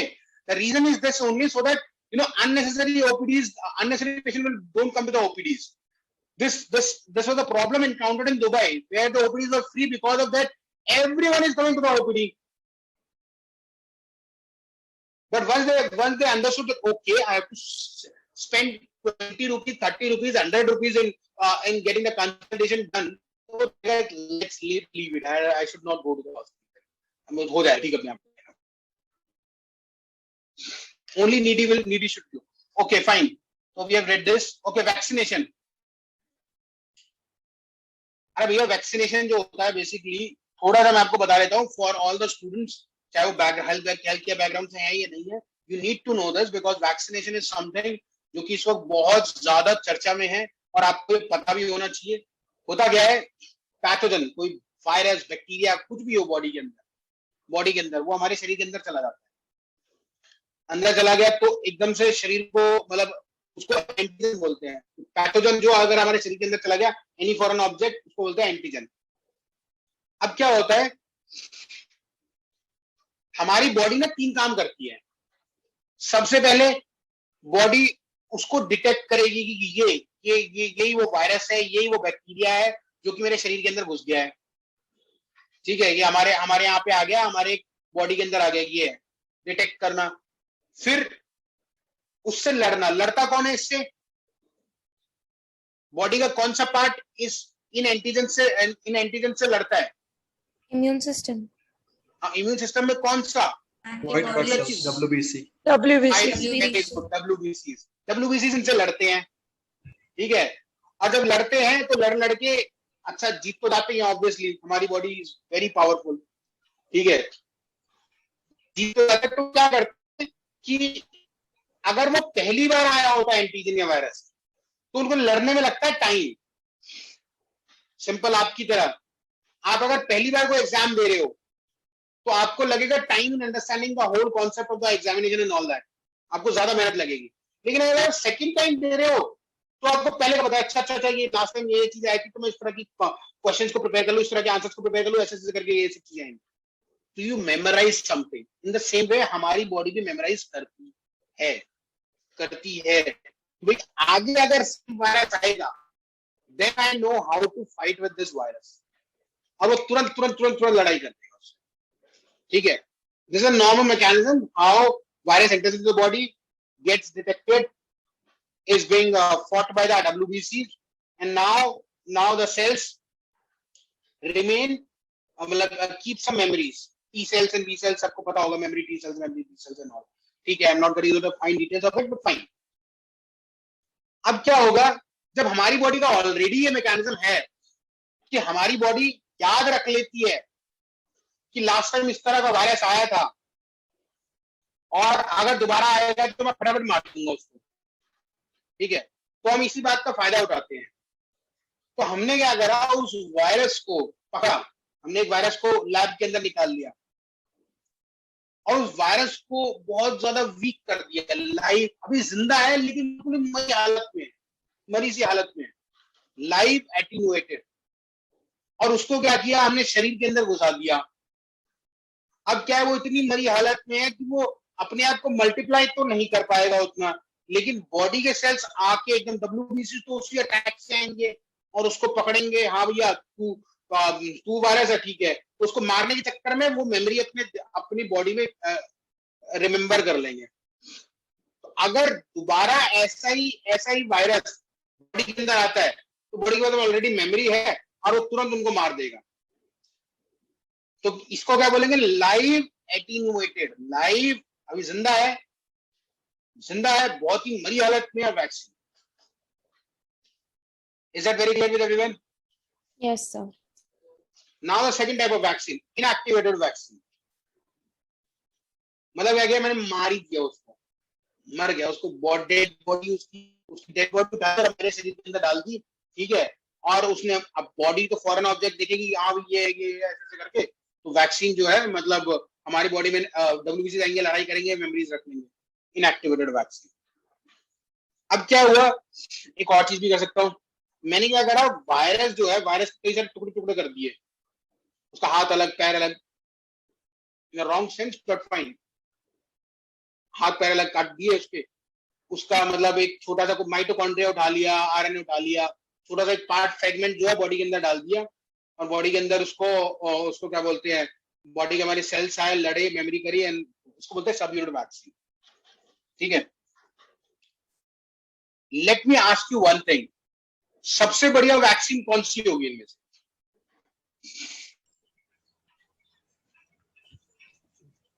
Live attenuated.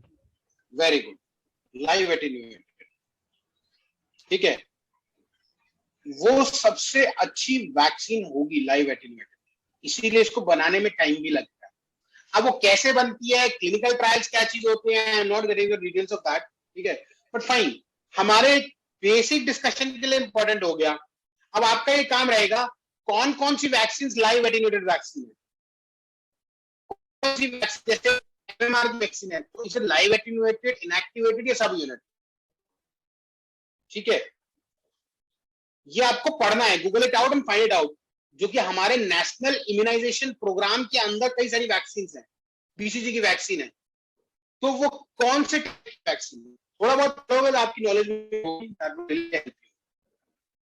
ठीक है,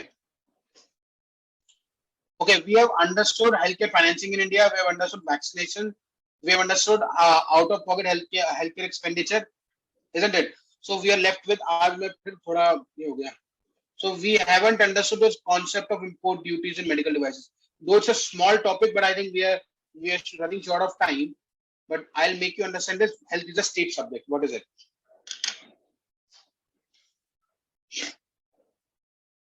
हमने health care financing पढ़ लिया है, अच्छे से detail में पढ़ लिया है हमने, काफी अच्छे से, आपको एक अच्छा बैकग्राउंड नॉलेज हो चुका है, वैक्सीनेशन के बारे में पढ़ लिया है, आउट ऑफ पॉकेट एक्सपेंडिचर में पढ़ा है।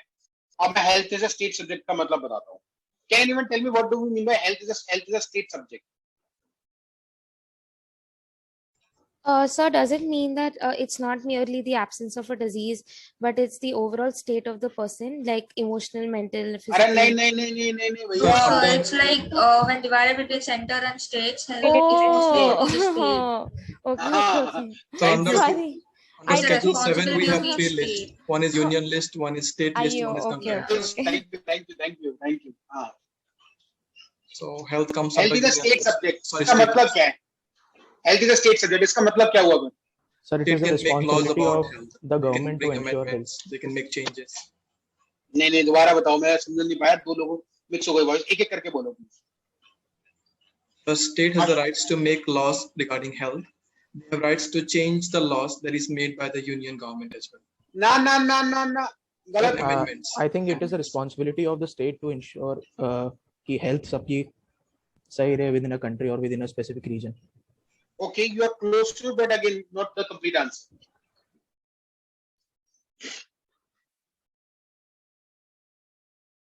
Okay, let me explain you in just 2 minutes. 2 minutes. ये आयुष्मान भारत किसने बनाई है? छोड़ो Central government. Health is a state subject का मतलब क्या है? अगर स्टेट के मतलब हेल्थ मतलब क्या है? हेल्थ से रिलेटेड जो भी काम किया जाएगा should be and must be done by the state government. अच्छा, स्टेट गवर्नमेंट डिसाइड करेगी। अब जैसे ऑर्गेनाइजेशन है बीएमसी, तो बीएमसी अल्टीमेटली स्टेट गवर्नमेंट के अंदर आती है।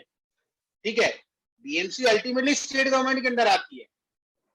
तो अगर बीएमसी का कोई हॉस्पिटल है तो अल्टीमेटली स्टेट गवर्नमेंट ही चला रही है उसको, एक तरह से देखा जाए तो स्टेट गवर्नमेंट ही चला रही है। बट अगर टेक्निकली देखा जाए तो उसको बीएमसी चला रही है। स्टेट गवर्नमेंट ने बोल दिया कि तुम देखो इसको, हमारा इससे कोई मतलब नहीं है, तुम देखो, तुम्हें पैसा चाहिए हम पैसे देंगे आपको। Health is a state subject. Any implementation has to be done in the state. Any healthcare scheme has to be implemented. Is being implemented by the state government. Is that very clear? Now I have a question. मेरे को दिमाग में एक question आया कि यार आप sir पता नहीं क्या बोल रहे हो, health is a state subject.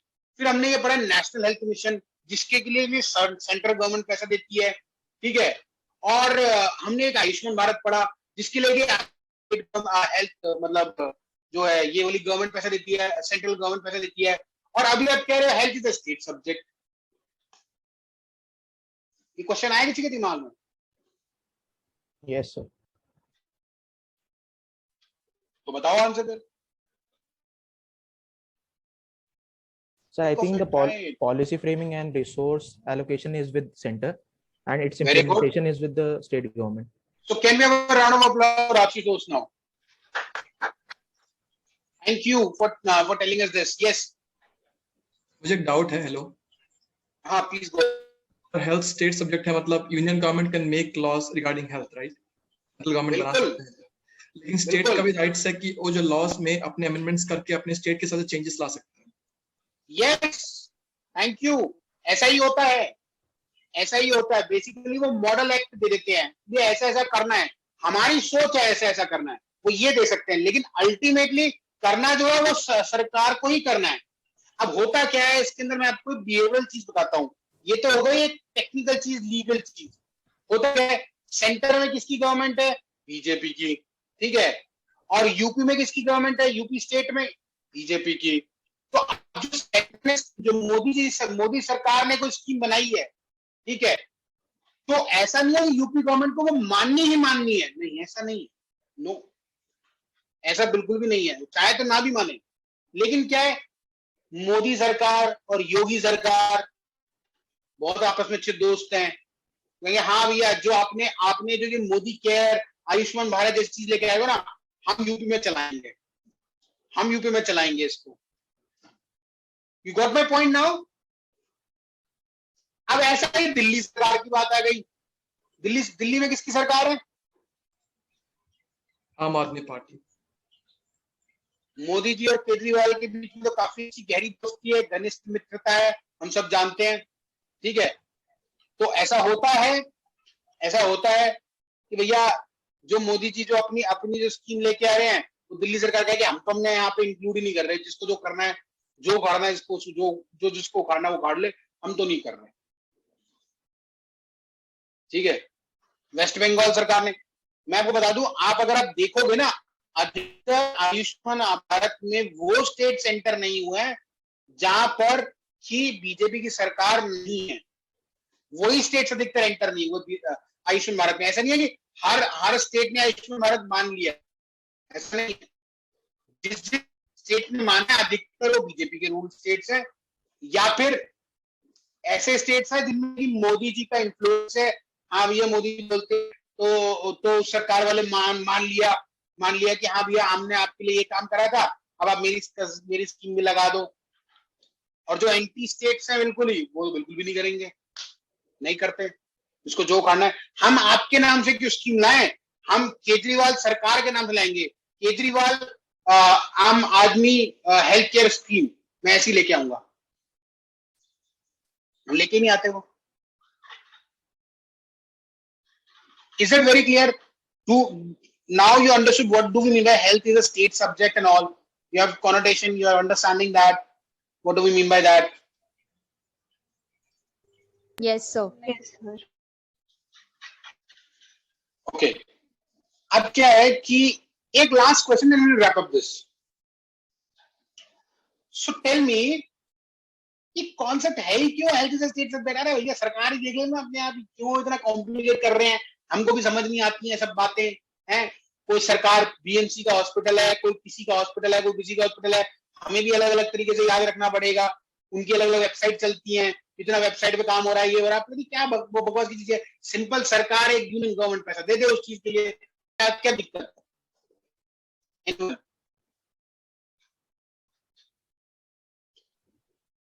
जब उन्होंने लॉज बनाने हैं, बताना उन्होंने है, तो हम मतलब स्टेट सब्जेक्ट रखी क्यों रखा है हमने? कहते कि भैया ये तो यूनियन का ही सब्जेक्ट है। सर हर स्टेट का रिक्वायरमेंट अलग होता है ना। Very good, excellent. प्रियांशु के लिए दोबारा ताली बजा दो भाई। Yes, that's the right answer. तो अब हम पहुंच जाते हैं 1947 में। 1946 की कॉन्स्टिट्यूंट असेंबली जब कॉन्स्टिट्यूशन बना रही थी डॉक्टर बी आर अम्बेडकर की अध्यक्षता में, ठीक है, तो वो कॉन्स्टिट्यूशन बन कैसे रहा था वो समझना आपको जरूरी है, क्योंकि इसकी रूट्स वहीं से ही है। The first draft of the constitution was prepared by, who was that person? The first draft of Constitution of India was prepared by Dr. B.R. Ambedkar. No.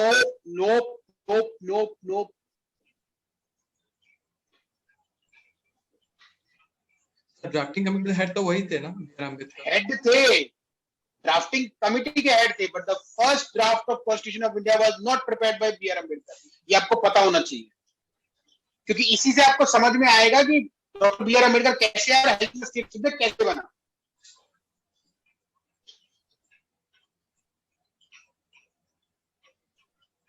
So the answer is B.N. Rao. B.N. Rao. उनको उन्होंने कैसे बनाया? Sorry, father of constitution बोला था उनको, B.N. Rao. अरे father of constitution, Indian constitution तो B R Ambedkar को बोला जाता है मेरे हिसाब से। और भी कुछ है एमएन उनका राव के बारे में, उनके नाम भी कुछ है। में भी होगा, मुझे नहीं पता, तो मैं समझा देता हूँ। बी.एन. राव स्टेट सब्जेक्ट कैसे आया। बी.एन. राव को बोला कि भैया एक ऐसा करो कि आप पहला एक ड्राफ्ट बनाओ, उसका पहला ड्राफ्ट बनाओ। तो बी.एन. राव साहब बैठे, उन्होंने क्या करा, उन्होंने जितने भी कॉन्स्टिट्यूशन वर्ल्ड के अंदर थे, यूएसएसआर का कॉन्स्टिट्यूशन, यूएसए का कॉन्स्टिट्यूशन, इंग्लैंड का कॉन्स्टिट्यूशन, आयरलैंड का कॉन्स्टिट्यूशन, ऑस्ट्रेलिया का कॉन्स्टिट्यूशन, सबके कॉन्स्टिट्यूशन की बुक्स जो है अपने सामने फैला ली। ठीक है, उन्होंने क्या काम किया, उन्होंने क्या, control C from USA constitution, control V Indian constitution, control C from Irish Constitution, Control V to Indian Constitution, Control C from USSR Constitution, Control V for to Indian Constitution। मतलब समझ में आया इसका क्या? Copy paste। Copy pasted, very good। हाँ, ये health is a state subject, actually US Constitution में है, health is a state subject। और वहां पे क्यों है, क्यों बी.एन. राव को लगा कि ये वाला पोर्शन हमें वहां से लेना चाहिए, यूएसए से लेना चाहिए, क्यों उनको ऐसा लगा? बिकॉज उनको ये लगा स्ट्रिक्ट फेडरलिज्म। हाँ, वो अभी वो फेडरलिज्म में नहीं जा रहे हैं, अभी we can talk about it, let me just complete. उसमें उनको ऐसा क्यों लगा, क्योंकि यूएसए जियोग्राफिकली बहुत बड़ी कंट्री थी, बहुत बड़ी कंट्री थी, geographically it is a very very vast country. और उनको ये लगा कि अगर हम ये इंडिपेंडेंस अगर हम वहां स्टेट्स को दें, अगर हम स्टेट्स को दें, तो क्योंकि स्टेट्स का ज्योग्राफिकल एरिया छोटा होता है, तो वो वहां की लोकल कंडीशंस को समझ के और वहां पे मतलब अपने लॉज बनाएंगे, वहां पे इम्प्लीमेंट करेंगे। ठीक है, तो जबकि यूएसए में होता कैसा है कि कंप्लीटली हेल्थ से रिलेटेड जो भी चीज करनी है, मतलब उसका वो that is completely under state government, complete. क्योंकि इंडिया में ऐसा थोड़ा सा नहीं है, थोड़ा डाइल्यूटेड है इंडिया में, बट उन्होंने कंट्रोल से कंट्रोल भी कर दिया। फिर ड्राफ्टिंग कमिटी जो बनी थी, उन्होंने एस.एन. राव का ये ड्राफ्ट लिया। उस ड्राफ्टिंग कमिटी ने क्या करा, माइक्रोस्कोप लिया और उस ड्राफ्टिंग जो फर्स्ट ड्राफ्ट बनाया था, उसके एक एक अक्षर को ढंग से पढ़ा, समझा, ऐड किया, डिलीट किया, मॉडिफाई किया।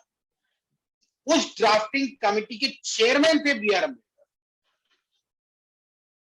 इसीलिए ये health is a state subject वहां से चलता आ गया। लेकिन विद टाइम इंडियन गवर्नमेंट्स को, सक्सेसिवली गवर्नमेंट्स को ये समझ में आया कि हम एंटायरली हेल्थ को स्टेट्स के ऊपर नहीं करते, थोड़ा थोड़ा हमें भी एंटर करना पड़ेगा। So as of now, the financial and advisory role is being played by the union government, but implementation is still in the hands of the state government. Is that very clear with everyone? Yes, sir. Yes, sir. Health is a state subject. Was it interesting? Was the class interesting? I think 2 लोग already छोड़ के जा चुके हैं मेरी boring class से। No, sir, it was quite interesting. Very interesting, Okay. sir. Thank you. Anything else? You can ask me. 2 minutes I have. If you have some questions, queries, please do let me know. Sir ये जो हम आज पढ़े sir, ये sir HR और ODCL में कैसे help कर सकते हैं? मैं वो समझ किसमें HR and ODCL। HR and ODCL अच्छा, ये किसके एचआर के लिए आपने अप्लाई किया है? हाँ सर, ओडीसीएल और एचआर में अप्लाई किया है। अच्छा, मैं बता तो देता हूँ सर आपको, रुको बता देता हूँ। हाँ, एचआर का एक अगर आप OSHA, what is ओशा?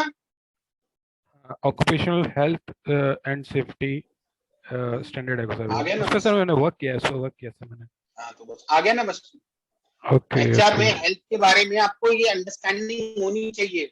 Okay okay simple सी बात है, आप एक ऑर्गेनाइजेशन के एचआर हेड हो, ठीक है, वहां पे आपको मैंने बताया ना, एक ऑर्गेनाइजेशन के ऊपर ये रिस्पॉन्सिबिलिटी होती है कि सबका इंश्योरेंस करा के दे, है ना? तो वो आपका काम है।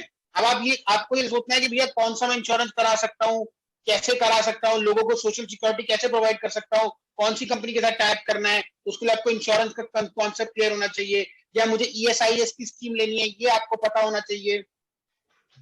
Isn't it? Sorry. बहुत प्यार लग रही है। Just a second, I will take up your question. नहीं पता है तो एवरी ऑर्गेनाइजेशन, हर ऑर्गेनाइजेशन एक हॉस्पिटल मतलब अपने एम्प्लॉयज का प्री मेडिकल चेकअप कराती है, चाहे वो गवर्नमेंट के ऑर्गेनाइजेशन क्यों ना हो। बिफोर एम्प्लॉइंग एन इंडिविजुअल उसका प्री एम्प्लॉयमेंट चेकअप होता है, हाँ या ना? यस है ना? हाँ, तो अगर ये सब नहीं पता है आपको, ठीक है, तो how would you get all these medical checkup done of your employees? Yes ठीक है, ये सब पता होना चाहिए ना, इन सब चीजों के बारे में कॉन्सेप्ट क्लियर होना चाहिए। आप एक हॉस्पिटल के एचआर हेड बन गए तो एग्जैक्टली, ठीक है, तो these things are associated with each other.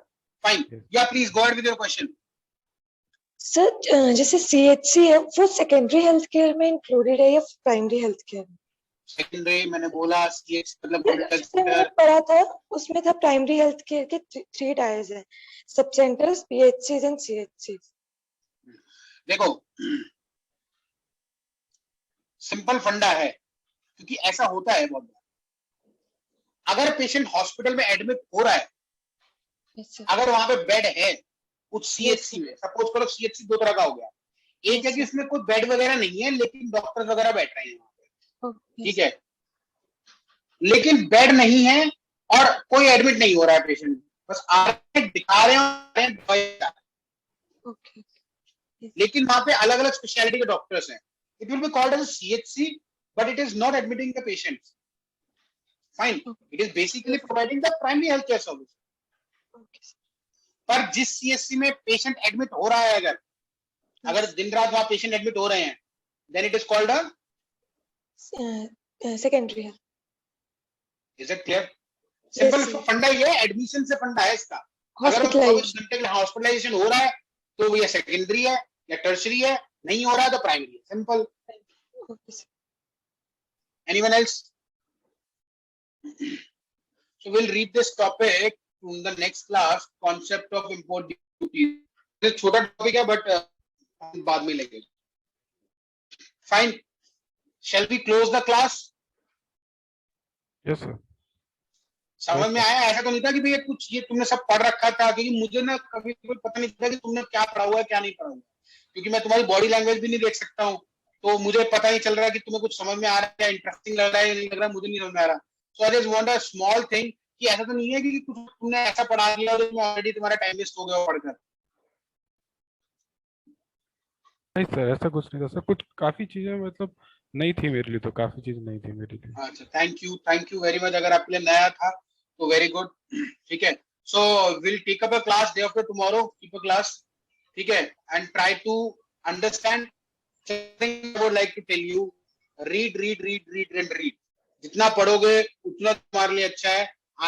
I can just show you something, I can just clear some of your doubts, some doubts, लेकिन understand my point that majority of the doubts has to be cleared by yourself